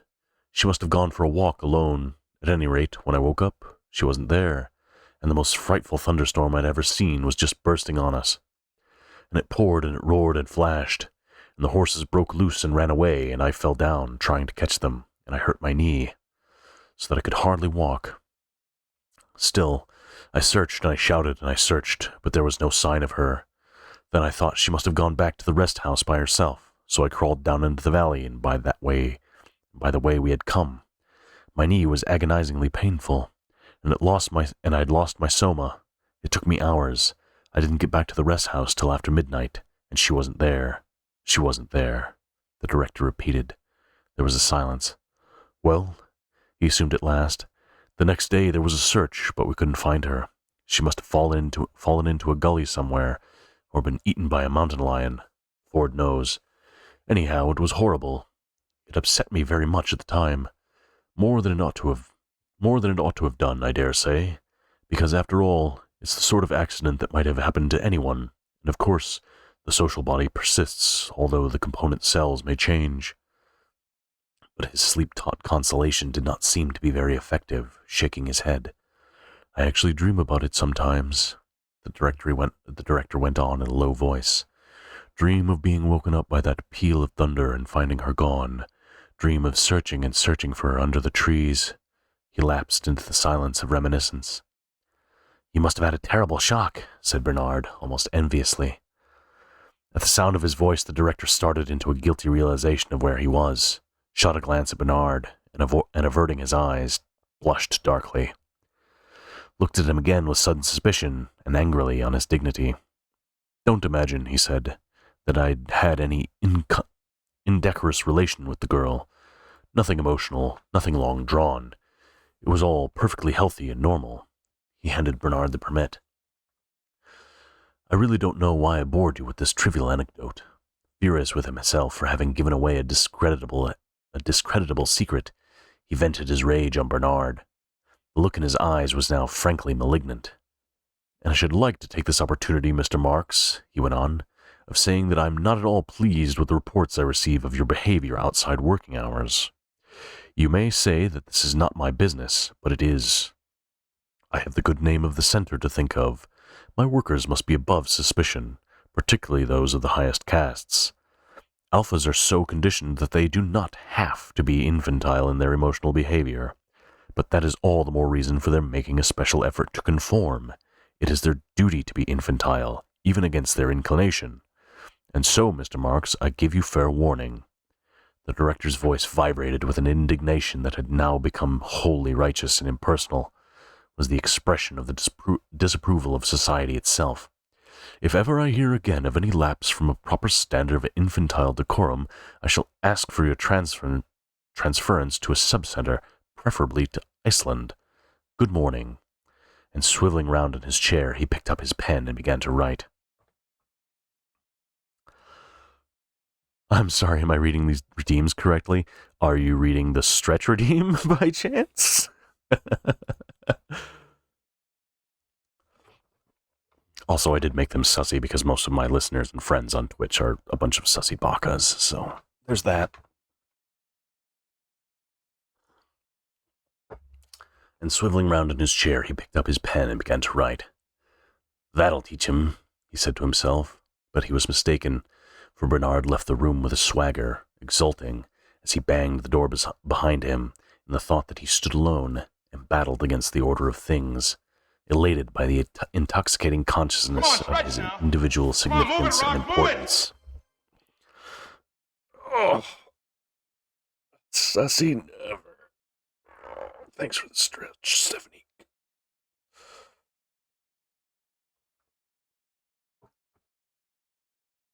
Ugh. Intoxicating consciousness of significance and importance. Even the thought of persecution left him undismayed, was rather tonic than depressing. He felt strong enough to meet and overcome affliction, strong enough to face even Iceland, and this confidence was the greater for his not for a moment really believing that he would be called upon to face anything at all. People simply weren't transferred for things like that. Iceland was just a threat, a most stimulating and life-giving threat. Walking along the corridor, he actually whistled. Heroic was the account he gave that evening to his interview with the DHC. Whereupon, it concluded, I simply told him to go to the bottomless past and marched out of the room, and that was that. He looked at Helmholtz Watson expectantly, awaiting his due reward of sympathy, encouragement, admiration. But no word came. Helmholtz sat silent, staring at the floor. He liked Bernard. He was grateful to him for being the only man of his acquaintance with whom he could talk about the subjects he felt to be important. Nevertheless, there were things in Bernard which he hated, this boasting, for example, and the outbursts of an abject self-pity with which it alternated, and his deplorable habit of being bold after the event, and full, in absence of the most extraordinary presence of mind. He hated these things, just because he liked Bernard. The seconds passed. Helmholtz continued to stare at the floor, and suddenly Bernard blushed and turned away.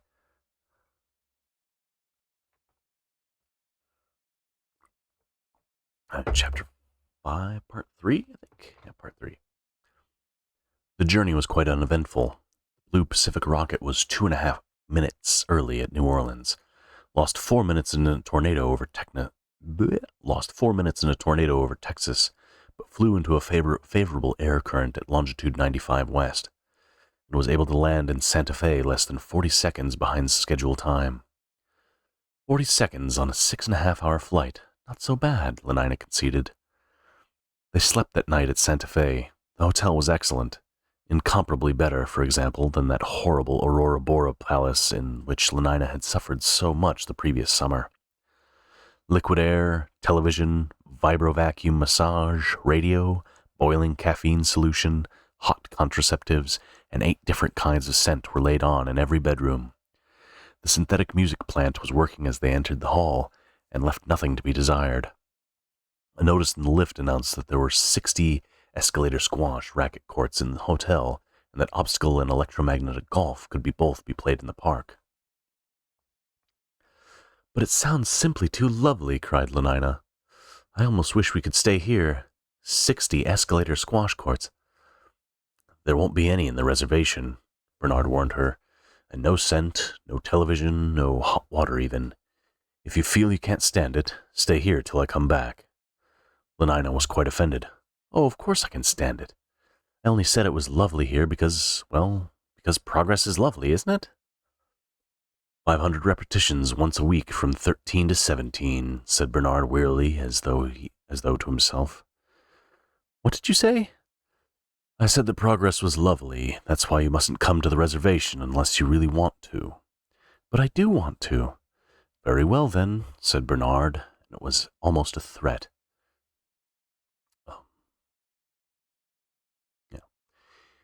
Their permit required the signature of the warden of the reservation, at whose office next morning they duly presented themselves. An Epsilon Plus Negro porter took in Bernard's card, and they were admitted almost immediately. The warden was a blonde and brachycephalic alpha minus, short, red, moon-faced, and broad-shouldered, with a loud, booming voice, very well adapted to the utterance of hypnopedic wisdom. He was a mine of irrelevant information and unasked for good advice. Once started, he went on, boomingly. 560,000 square kilometers divided into 4 distinct sub-reservations, each surrounded by a high-tension wire fence. At this moment, and for no apparent reason, Bernard suddenly remembered that he had left the eau de cologne tap in his bathroom wide open and running, supplied with the current from the Grand Canyon hydroelectric station. "Cost me a fortune by the time I get back." With his mind's eye, Bernard saw the needle on the centimeter creeping round and round, ant-like, indefatigably. Quickly telephoned to Helmholtz Watson. "Upwards of 5,000 kilometers of fencing at 60,000 volts. "You don't say," said Lenina politely, not knowing in the least what the warden had said, but taking her cue from his dramatic pause. When the warden started booming, she had inconspicuously swallowed 1/2 gram of soma, with the result that she could now sit, serenely not listening, thinking of nothing at all, but with her large blue eyes fixed on the warden's face in an expression of rapt attention. "To touch the fence is instant death," pronounced the warden solemnly. "There is no escape from a savage reservation." The word escape was suggestive. "Perhaps," said Bernard, half rising, "we ought to think of going." The little black needle was scurrying an insect, nibbling through time, eating into his money. "No escape," repeated the warden, waving him back into his chair, and as the permit was not yet countersigned, Bernard had no choice but to obey. Those who were born in the reservation, and remember, my dear young lady, he added, leering obscenely at Lenina and speaking in an improper whisper, remember that in the reservation, children still are born. Yes, actually born, revolting as that may seem. He hoped that this reference to a shameful subject would make Lenina blush, but she only smiled with simulated intelligence and said, "You don't say so." Disappointed, the warden began again. Those, I repeat, who are born in the reservation are destined to die there. Destined to die. A deciliter of eau de cologne every minute, 6 liters an hour. Perhaps, Bernard tried again, we ought. Leaning forward, the warden tapped the table with his forefinger.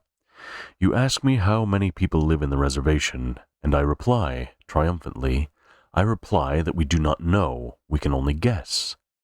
You don't say so. My dear young lady, I do say so. 6 times 24, no, it would be nearer 6 times 36. Bernard was pale and trembling with impatience, but inexorably the booming continued. About 60,000 Indians and half-breeds, absolute savages, our inspectors occasionally visit. Otherwise, no communication whatever with the civilized world. Still, preserve their repulsive habits and customs. Marriage, if you know what that is, my dear young lady, families, no conditioning, monstrous superstitions, Christianity and Totemism and ancestor worship, extinct languages such as Zuni and Spanish and Athapascan, pumas, porcupines, and other ferocious animals, infectious diseases, priests, venomous lizards. You don't say so. No math, get that out of here. Yeah, it's not math hours, it's word hours. Math hours are another time. They got away at last. Bernard dashed to the telephone. Quick, but it took him nearly 3 minutes to get on to Helmholtz Watson. We might be among the savages already, he complained. Damned incompetence. Have a gram, suggested Lenina. He refused, preferring his anger. And at last, thank Ford, he was though, and yes, it was Helmholtz. He was through, and yes, it was Helmholtz. Helmholtz, to whom he explained what had happened, and who promised to go round at once, and turn off the tap. Yes, at once, but took his opportunity to tell him that the DHC had said, in public, yesterday evening. What? He's looking out for someone to take my place. Bernard's voice. What? He's looking out for someone to take my place? Bernard's voice was agonized. So it's actually decided. Did he mention Iceland? You say he did, Ford. You say he did, Ford. Iceland. He hung up the receiver and turned back to Lenina. His face was pale, his expression utterly dejected. What's the matter? She asked. The matter? He dropped heavily into a chair. I'm going to be sent to Iceland. Often in the past he had wondered what it would be like to be subjected, somaless, and with nothing but his own inward resources to rely on, to some great trial, some pain, some persecution. Math hours do not exist in my world unless we are matching money. Nice. Often in the past, some pain, some persecution. He'd even longed for affliction. As recently as a week ago in the director's office, he had imagined himself courageously resisting, stoically accepting suffering without a word. The director's threats had actually elated him, made him feel larger than life, but that, as he now realized, was because he had not taken the threats quite seriously. He had not believed that, when it came to the point, the DHC would ever do anything. Now that it looked as though the threats were really to be fulfilled, Bernard was appalled. Of that imagined stoicism, that theoretical courage, not a trace was left. He raged against himself. What a fool, against the director. How unfair not to give him that other chance which he now had no doubt at all he had always intended to take. And Iceland. Lenina shook her head. Was and will make me ill, she quoted. I take a gram and only am. In the end, she persuaded him to follow 4 tablets of soma. 5 minutes later, roots and fruits were abolished. The flower of the present rosily blossomed. A message from the porter announced that, at the warden's orders, a reservation guard had come round with a plane and was waiting on the roof of the hotel. They went up at once.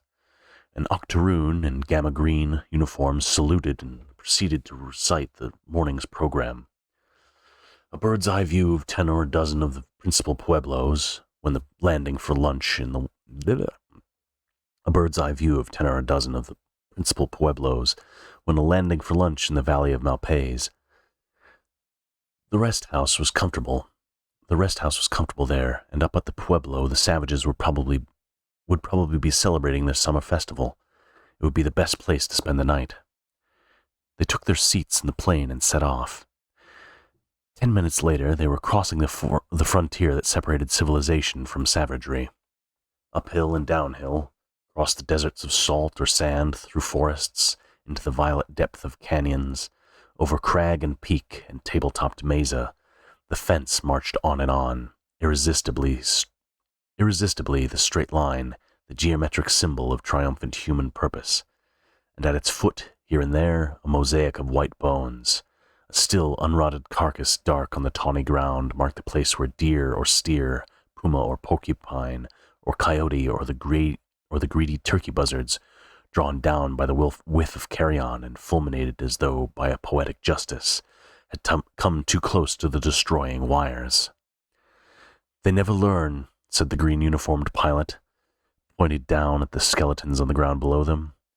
"And they never will learn," he added and laughed, as though he had somehow scored a personal triumph over the electrocuted animals. Bernard also laughed. After 2 grams of soma, the joke seemed, for good reason, good. Laughed, and then almost immediately dropped off to sleep, and sleeping was carried over Teos and Tescu, over Nambe and Picurus, and Hoke and Saya and Koshiti, over Laguna and Acoma and the Enchanted Mesa, over Zuni and Cibola and Ojo Caliente. Woke at last to find the machines standing on the ground, Lenina carrying the suitcases into a small square house, the gamma-green octoroon talking incomprehensibly with a young Indian. "Malpais?" explained the pilot, as Bernard stepped out. "This is the rest house, and there's a dance this afternoon at the Pueblo. He'll take you there." He pointed to the sullen young savage. "Funny, I expect," he grinned. "Everything they do is funny." And with that, he climbed into the plane and started up the engines. "Back tomorrow, and remember," he addressed reassuringly to Lenina, "they're perfectly tame. Savages won't do you any harm. They've got enough experience of gas bombs to know that they mustn't play any tricks." Still laughing, he threw the helicopter screws into gear, accelerated, and was gone. All right, I think 14 minutes.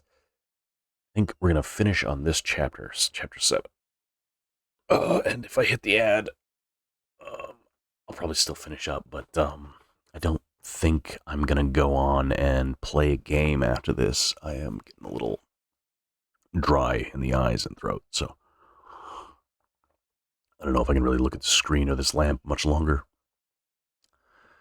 The mesa was like a ship becalmed in a strait of lion-colored dust. The channel wound between precipitous banks, and slanting from one wall to the other across the valley ran a streak of green, the river and its fields. On the prow of that stone ship in the center of the strait, and seemingly a part of it, a shaped and geometrical outcrop of the naked rock, stood the Pueblo of Malpais. Block above block, each story smaller than the one below, the tall houses rose like a stepped and amputated pyramid into the blue sky. At their feet lay a straggle of low buildings, a crisscross of walls, and on 3 sides the precipices fell sheer into the plain. A few columns of smoke mounted perpendicularly into the windless air and were lost. "Queer," said Lenina. "Very queer." It was her ordinary word of condemnation. "I don't like it, and I don't like that man." She pointed to the Indian guide who had been appointed to take them up to the Pueblo. Her feeling was evidently reciprocated. The very back of the man, as he walked along before them, was hostile, sullenly contemptuous. "Besides," she lowered her voice, "he smells."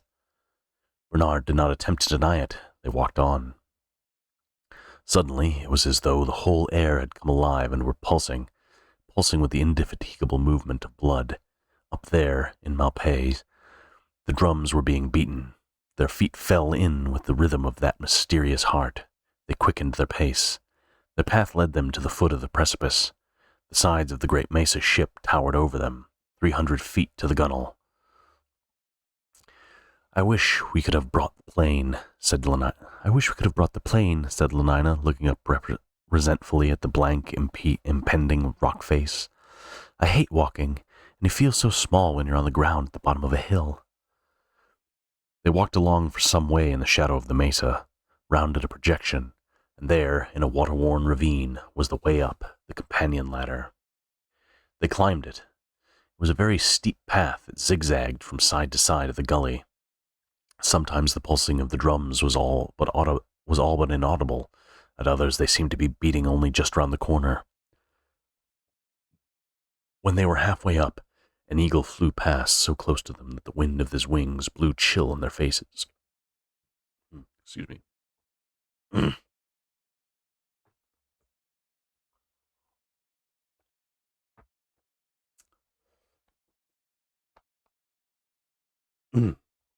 Sorry, I had to suppress some hiccups there. In a crevice of the rock lay a pile of bones. It was all oppressively queer, and the Indians smelt stronger and stronger. They emerged at last from the ravine into the full sunlight. The top of the mesa was a flat deck of stone. "Like the Charing T Tower," was Lenina's comment. But she was not allowed to enjoy their discovery of this reassuring resemblance for long. A padding of soft feet made them turn around, naked from throat to navel, their dark brown bodies painted with white lines, like asphalt tennis courts. Like Lenina was later to explain. Their faces inhuman with daubings of scarlet, black, and ochre. Two Indians came running along the path. Their black hair was braided with fox fur and red flannel. Cloaks of turkey feathers fluttered from their shoulders.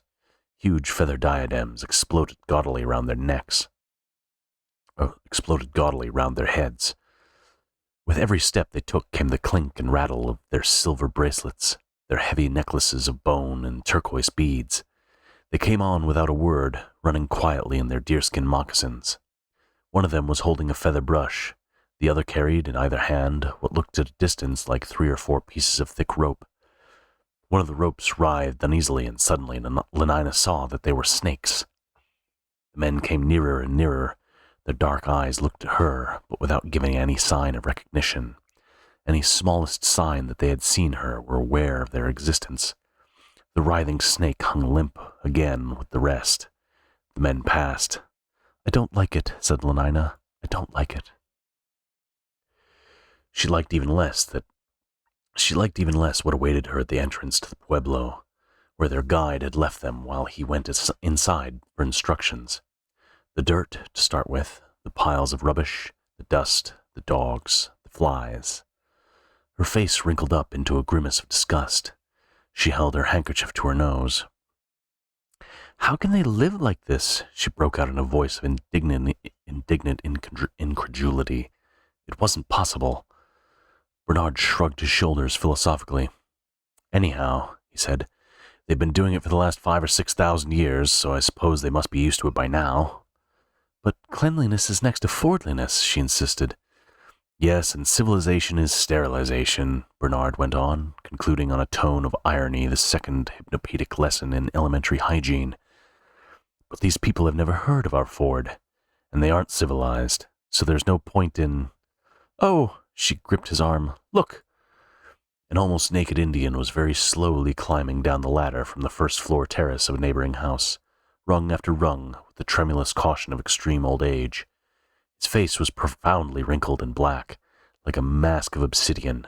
The toothless mouth had fallen in, at the corners of the lips and on each side of the chin.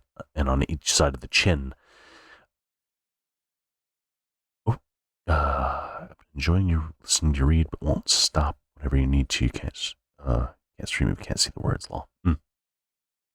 Yeah. So I'll probably be wrapping up after this ad, or at least after this chapter. We'll see if I make it to the ad. toothless mouth had fallen in. At the corners of the lips and on each side of the chin, a few long bristles gleamed almost white against the dark skin. The long, unbraided hair hung down in gray wisps round his face. His body was bent and emaciated to the bone, almost fleshless. Very slowly he came down, pausing at each rung before he ventured another step. "What's the matter with him?" whispered Lenina, her eyes wide with horror and amazement. "He's old, that's all," Bernard answered as carelessly as he could. He too was startled, but he made an effort to seem unmoved. "Old?" she repeated. "But the director's old. Lots of people are old. They're not like that." "That's because we don't allow them to be like that. We preserve them from diseases. We keep their internal secretions artificially balanced at a youthful equilibrium. We don't permit their magnesium-calcium ratio to fall below what it was at 30. We give them transfusion of young blood. We keep their metabolism permanently stimulated. So of course they don't look like that. Partly," he added, "because most of them die long before they reach this old creature's age. Youth almost unimpaired till 60, and then crack, the end." But Lenina was not listening. She was watching the old man. Slowly he came down. His feet touched the ground. He turned. In their deep sunken orbits, his eyes were still extraordinarily bright. They looked at her for a long moment expressionlessly, without surprise, as though she had not been there at all. Then slowly, with bent back, the old man hobbled past, and then was gone. "But it's terrible," Lenina whispered. "It's awful. We ought not to have come here." She felt in her pocket for her soma, only to discover that, by some unprecedented oversight, she had left the bottle down at the rest house. Bernard's pockets were also empty. Lenina was left to face the horrors of Malpays unaided.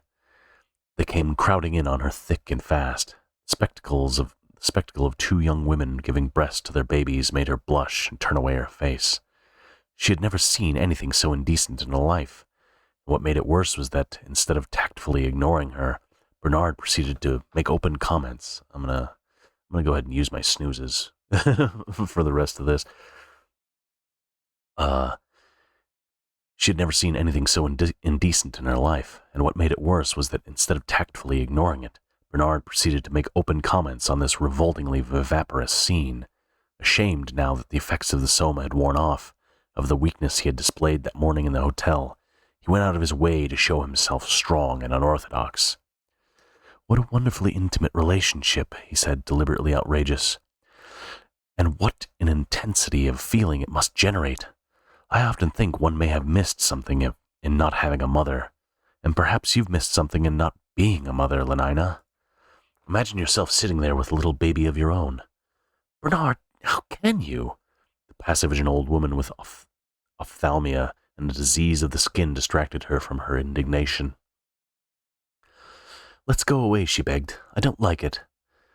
But at this moment their guide came back and, beckoning them to follow, led the way down the narrow street between the houses. They rounded a corner. A dead dog was lying on a rubbish heap. A woman with a goiter was looking for lice in the hair of a small girl. Their guide halted at the foot of a ladder, raised his hand perpendicularly, and then darted it horizontally forward. They did what he mutely commanded, climbed the ladder, and walked through the doorway to which it gave access, into a long, narrow room, rather dark and smelling of smoke and cooked grease, long worn, long unwashed clothes.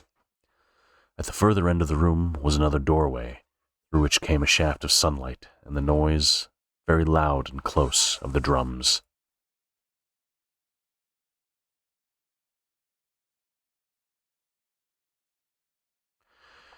They stepped across the threshold and found themselves on a wide terrace. Below them, shut in by the tall houses, was the village square, crowded with Indians. Bright blankets and feathers and black hair, and the glint of turquoise and dark skins shining with heat.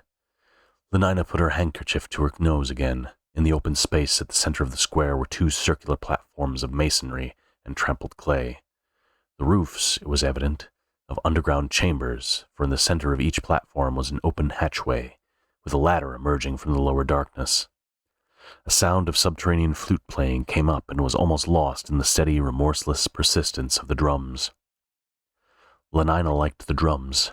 Shutting her eyes, she abandoned herself to their soft, repeated thunder, allowed it to invade her consciousness more and more completely, till at last there was nothing left in the world but that one deep pulse of sound. It reminded her reassuringly of the synthetic noises made at Solidarity Service and Ford's Day celebrations. "Orgy porgy," she whispered to herself. "These drums beat out just the same rhythms." There was a sudden startling burst of singing, hundreds of male voices crying out fiercely in harsh metallic unison, a few long notes and silence, the thunderous silence of the drums, then shrill, in a neighing treble, the women's answer, then again the drums, and once more the men's deep, savage affirmation of their manhood.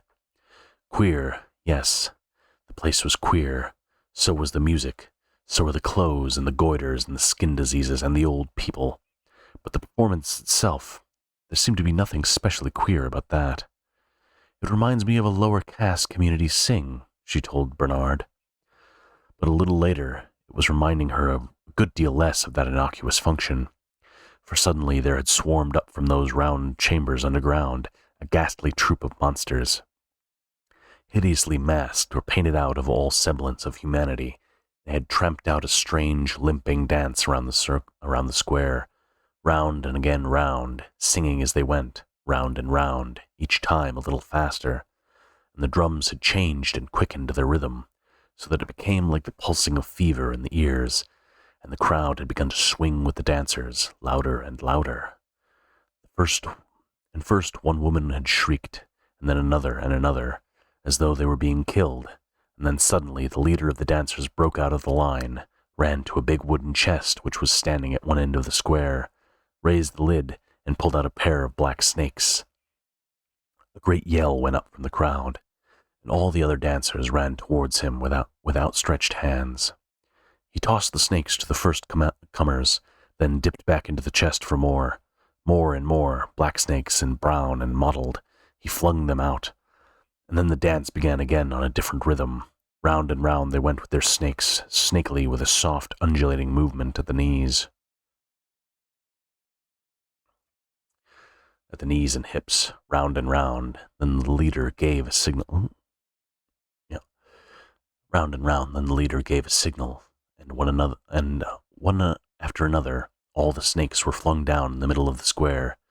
An old man came up from underground and sprinkled them with cornmeal, and from the other hatchway came a woman and sprinkled them with water from a black jar. Then the old man lifted his hand, and startlingly, terrifyingly, there was absolute silence. The drums stopped beating. Life seemed to have come to an end. The old man pointed towards the two hatchways that gave entrance to the lower world, and slowly, raised by invisible hands from below, there emerged from the one a painted image of an eagle, from the other that of a man, naked and nailed to a cross. They hung there, seemingly self-sustained, as though watching. The old man clapped his hands, baked but for a white cotton... The old man clapped his hands, naked but for a white cotton breechcloth. A boy of about 18 stepped out of the crowd and stood before him. His hands crossed over his chest, his head bowed. The old man made the sign of the cross over him, and turned away. Okay, end of the sentence. Slowly, the boy began to walk around the writhing heap of snakes. He had completed the first circuit and was halfway through the second when, from among the dancers... Thank you for the hydrate, Stephanie.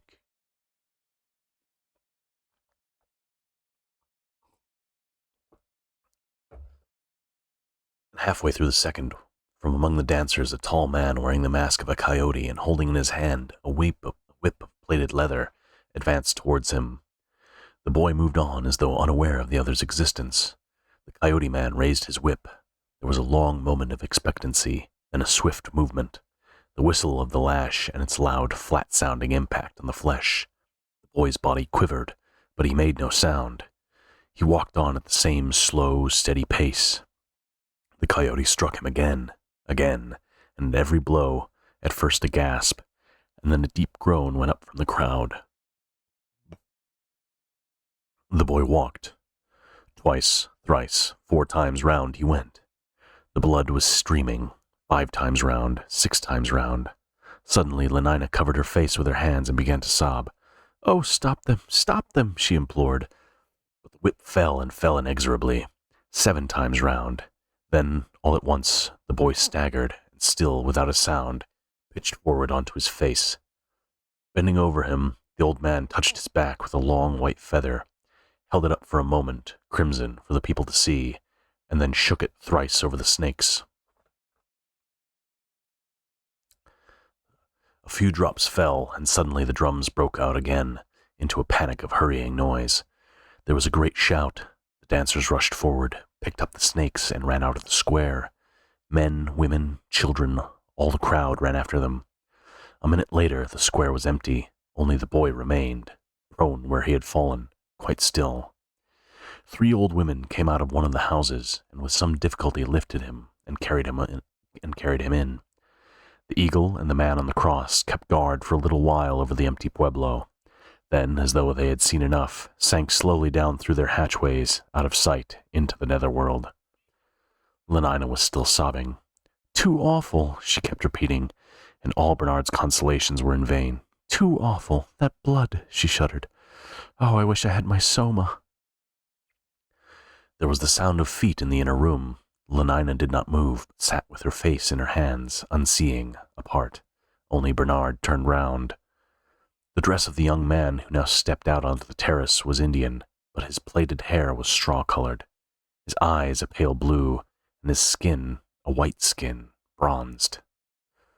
"Hello, good morrow," said the stranger, in faultless but peculiar English. "You're civilized, aren't you? You come from the other place, outside the reservation." "Who on earth?" Bernard began in astonishment. The young man sighed and shook his head.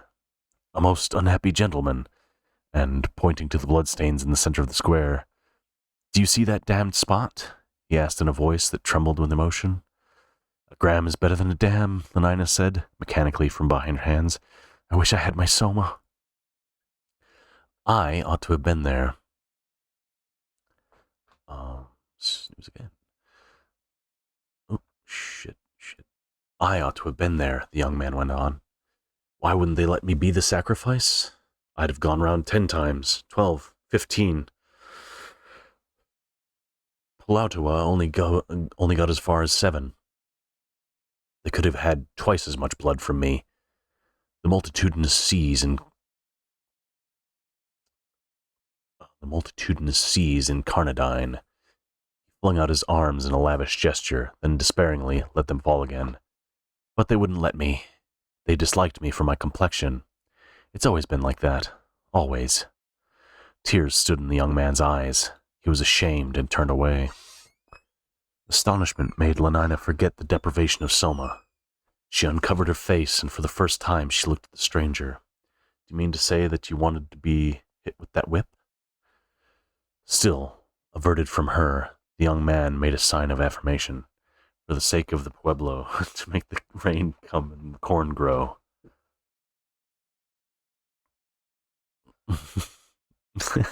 What are you doing to my camera?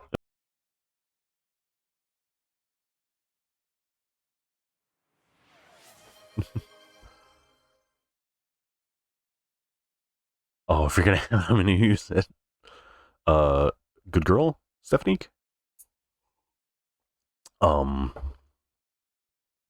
Since you're going to go ahead and use the redeem, you're a very good girl for looking at my redeems, Stephanie. Thank you for joining me today. It's been good having someone new in the crowd listening. Let's see, where did I leave off then? They wouldn't let me. Astonishment made Lenina forget the deprivation of soma. She uncovered her face and for the first time looked at the stranger. "Do you mean to say that you wanted to be hit with that whip?" Still averted from her, the young man made a firm sign of affirmation.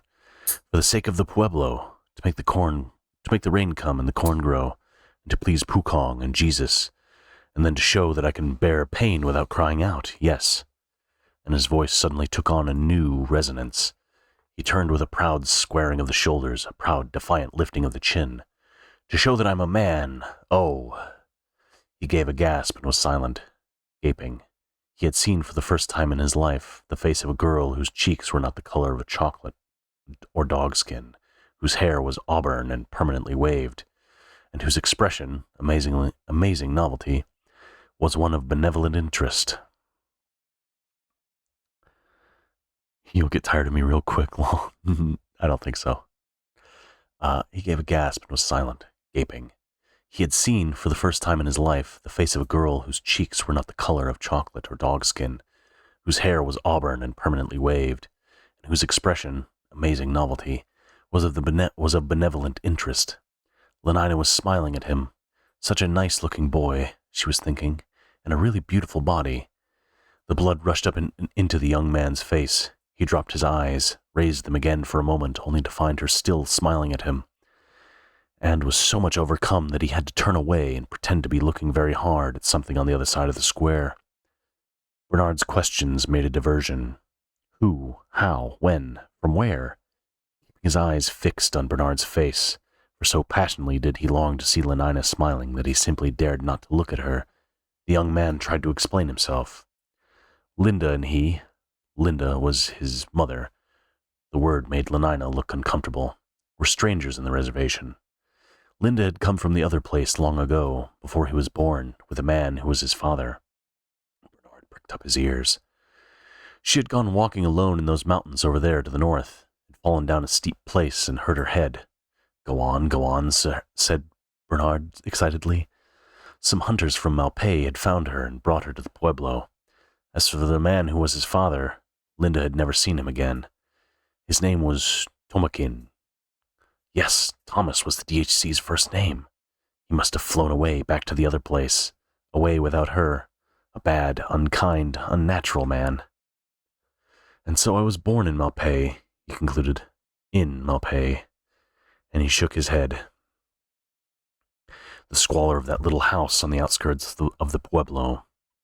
A space of dust and rubbish separated it from the village. 2 famine-stricken dogs were nosing obscenely in the garbage at its door. Inside, when they entered, the twilight stank and was loud with flies. Okay, I've got 5 more minutes. Linda, the young man called. From the inner room, a rather hoarse female voice came. Coming. They waited. In bowls on the floor were the remains of a meal, perhaps of several meals. The door opened. A very stout blonde squaw stepped across the threshold and stood looking at the strangers, staring incredulously, her mouth open. Lenina noticed with disgust that 2 of the front teeth were missing, and the color of the ones that remained. She shuddered. It was worse than the old man, so fat, and all the lines in her face, the flabbiness, the wrinkles, and the sagging cheeks with those purplish blotches, and the red veins on her nose, the bloodshot eyes, and that neck, and the blanket she wore over her head, ragged and filthy, and under the brown, sack-shaped tunic, those enormous breasts, the bulge of the stomach, the hips. Oh, much worse than the old man, much worse. And suddenly the creature burst out in a torrent of speech, rushed at her with outstretched arms, and Ford, it was too revolting. In another moment she'd be sick. Pressed her against the bulge, the bosom, and began to kiss her. Ford to kiss, slobberingly, and smelt too horrible, obviously never had a bath, and simply reeked of that beastly stuff that was put into Delta and Epsilon bottles. No, it wasn't true about Bernard. Positively stank of alcohol. She broke away as quickly as she could. A blubbered and distorted face confronted her. The creature was crying. Oh, my dear, the torrents of words flowed sobbingly. If you knew how glad, after all these years, a civilized face, yes, and civilized clothes, because I thought I should never see a piece of real acetate silk again. She fingered the sleeve of Lenina's shirt. The nails were black. And those adorable viscose velveteen shorts. Do you know, dear, I've still got my old clothes, the ones I came in, put away in a box. I'll show them to you afterwards. Though, of course, the acetate has all gone into holes, but such a lovely white bandolier. Though I must say your green morocco is even lovelier. Not that it did me much good, that bandolier. Her tears began to flow again. I suppose John told you what I had to suffer and Not a gram of soma to be had, only a drink of mezcal every now and then, when Pope used to bring it. Pope is a boy I used to know, but it makes you feel so bad afterwards, the mezcal does, and you're sick with the peyote. Besides, it always makes that awful feeling of being ashamed much worse the next day, and I was so ashamed. Hey, Spooky. Thanks for dropping in. I'm just looking to wrap up this chapter. I'm actually about to hit an ad in a minute here. Only a drink of mezcal. And I was so ashamed. Just think of it. Me, a beta, having a baby. Put yourself in my place. The mere suggestion made Lenina shudder. Though it wasn't my fault, I swear, because I still don't know how it happened. Seeing that I did all the Malthusian drill, by numbers. 1, 2, 3, 4. Always, I swear it. But all the same it happened, and of course there wasn't anything like an abortion center here. Is it still down in Chelsea, by the way? She asked. Lenina nodded. And still floodlighted on Tuesdays and Fridays? Lenina nodded again. That lovely pink glass tower. Poor Linda lifted her face, and with closed eyes ecstatically contemplated the bright, remembered image. And the river at night, she remembered. Great tears oozed slowly out from behind her tight-shut eyelids. And flying back in the evening from Stoke Poges. And then a hot bath and vibrovacuum massage. But there, she drew a deep breath, shook her head, opened her eyes again, sniffed once or twice, and then blew her nose on her fingers and wiped them on the skirt of her tunic. Oh, I'm so sorry, she said in response to Lenina's involuntary grimace of disgust. I oughtn't to have done that. I'm sorry, but what are you to do when they aren't any handkerchiefs? I remember how it used to upset me, all that dirt, nothing being aseptic. I had an awful cut on my head when they first brought me here. You can't imagine what they used to put on it. Filth, just filth. Civilization is sterilization, I used to say to them. Okay, and there's the ad. And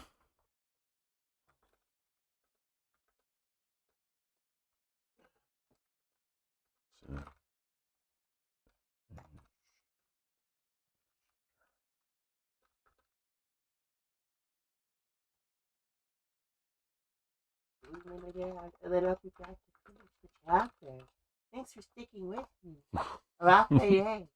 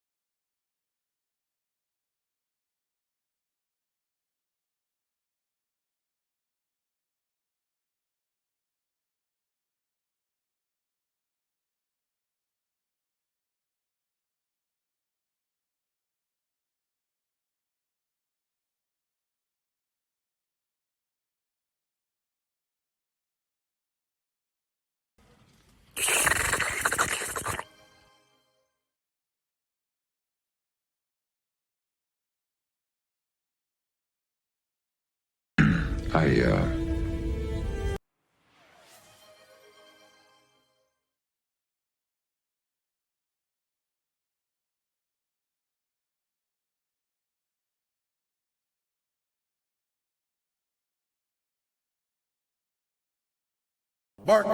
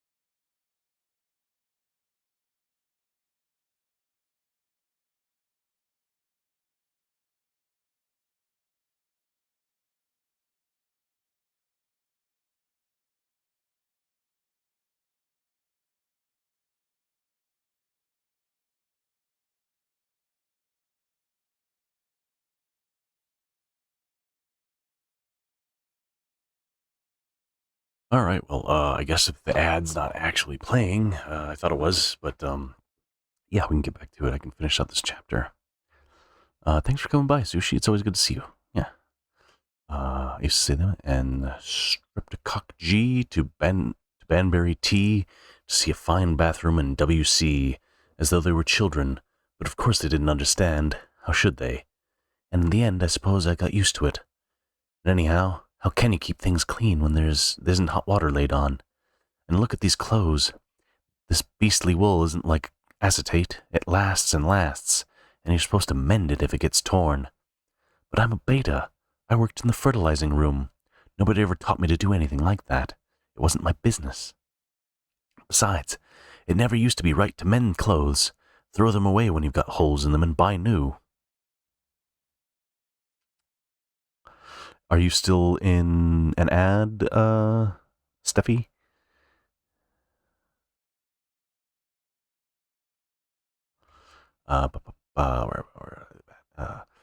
Nobody ever taught me to do anything like that. It wasn't my business. Besides, it never used to be right to mend clothes. Throw them away when they got holes in them and buy new. The more stitches, the less riches, isn't that right? Mending's antisocial. But it's all different here. It's like living with lunatics. Everything they do is mad. She looked round, saw John and Bernard had left them, and were walking up and down in the dust and garbage outside the house. But nonetheless, confidentially lowering her voice and leaning while Lenina stiffened and shrank, so close that the blown reek of embryo poison stirred the hair on her cheek. For instance, she hoarsely whispered, take the way they have one another here. Mad. I tell you, absolutely mad. Everybody belongs to everyone else, don't they? Don't they? She insisted, tugging at Lenina's sleeve. Lenina nodded her averted head, let out the breath she had been holding, and managed to draw another one, relatively untainted. Well, here, the other went on, nobody's supposed to belong to more than one person, and if you have people in the ordinary way, the others think you're wicked and antisocial. They hate and despise you. Once a lot of women came and made a scene because their men came to see me. Come on, stretch now. Come on, move it, Rock, move it! Hey, Luca. Thanks for the stretch and the drink, and I think I still actually owe one to Sushi, too. This is a great big stretch. Aren't you streaming, Luca? Let's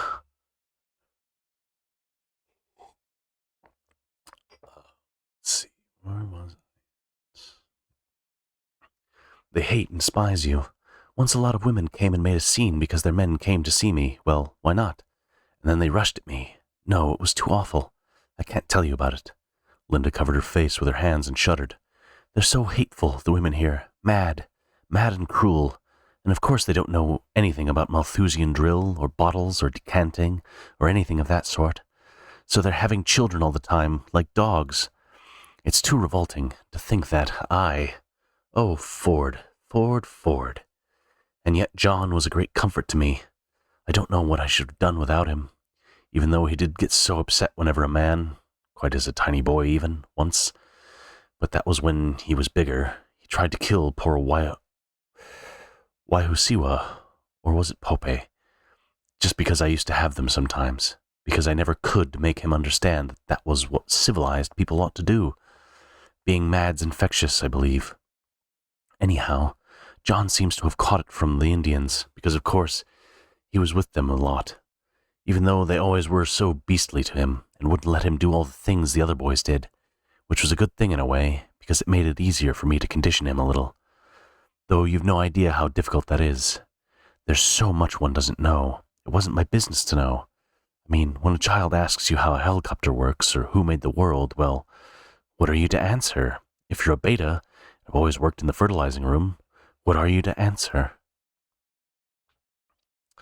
There's the end of chapter 7, about at the halfway mark of the book. We're right on the pace I was planning for with this book. Looks like we'll probably have 2 more sessions of this, and then we'll go on to the next title, which may just be that one recommended by Mally. What did I write down earlier? King in Yellow. Yes. We'll have to see. I might put Anthem in there just because it's like 96 pages, so it's incredibly short. Normally stream. Normal is not a word I would usually use to describe how I stream, but normally it's usually around like 11 to noon, sometime in the morning. I try to read. Sometimes I do late night reads. I know when I first started out, I was doing like mid-morning reads for like the EU crowd, so kind of weird timing. That was like 3:30 or 4 in the morning, something like that. But yeah, I think I'm going to be shooting more for like late morning, early afternoon in the future. I am putting together a schedule for this next week, and once I have that template ready, it'll probably be easier for me to do so in the future. But yeah, my recording space is kind of limited, and I share it, so I can't really be on every day. And I do plan around another streamer. So that'll be all for today. I'm not going to play Hotline Miami. I think I'll just do that as an independent stream. I'll probably do that. I might do that after a read tomorrow. We'll see. But anyway, I think I might pick this up again tomorrow for part 3. And we'll see you then. Valid. Okay, I'll try to be here as I can. Yeah, I'd appreciate it anytime you tune in. I do post these VODs as long as they stay on Twitch, and then I do post them over to my YouTube, which is also linked on my page. So, like, if you wanted to back up, look at some of the other books I've read, watch some of those VODs, they're available there. Even though they're expired on Twitch, they should be available on YouTube. And once this book's ready, I'll upload all the episodes of this there as well. But it's been a great day. Thanks for stopping by, Steph. It was great having you in chat the whole time. I usually don't have a lot of chatters going very often. It's usually just kind of people lurking. But I really enjoyed having you here, and I hope to see you again in the future. And it's good to see you, Sushi. It's always good to see you, Spooky. I'll have to catch you next time. Maybe sometime we can play some Fortnite or something.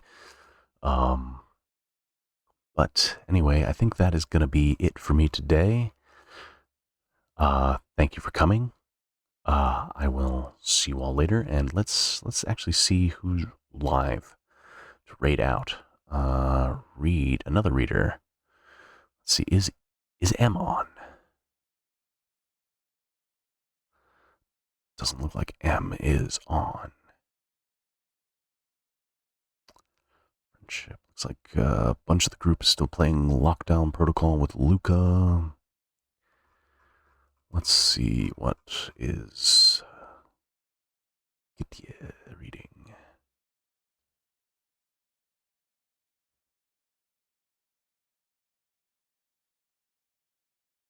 Oh, she's just reading silently. Okay, not that one, maybe. Lazy Sunday afternoon productivity stream. Let's see. You know what? Looks like Mally's doing the story for Honkai Star Rail 3.8, or maybe just pulling. Either way, I'm gonna go ahead and raid Mally since he gave me that nice suggestion for the book. Let's go ahead and do that. I haven't set up a raid message yet, but yeah. Oh, looks like Mally's meeting the Dahlia right now. Okay, that'll be fun. All right, 9 viewers. That's good sized raid. Usually I've only got like 4 or 5.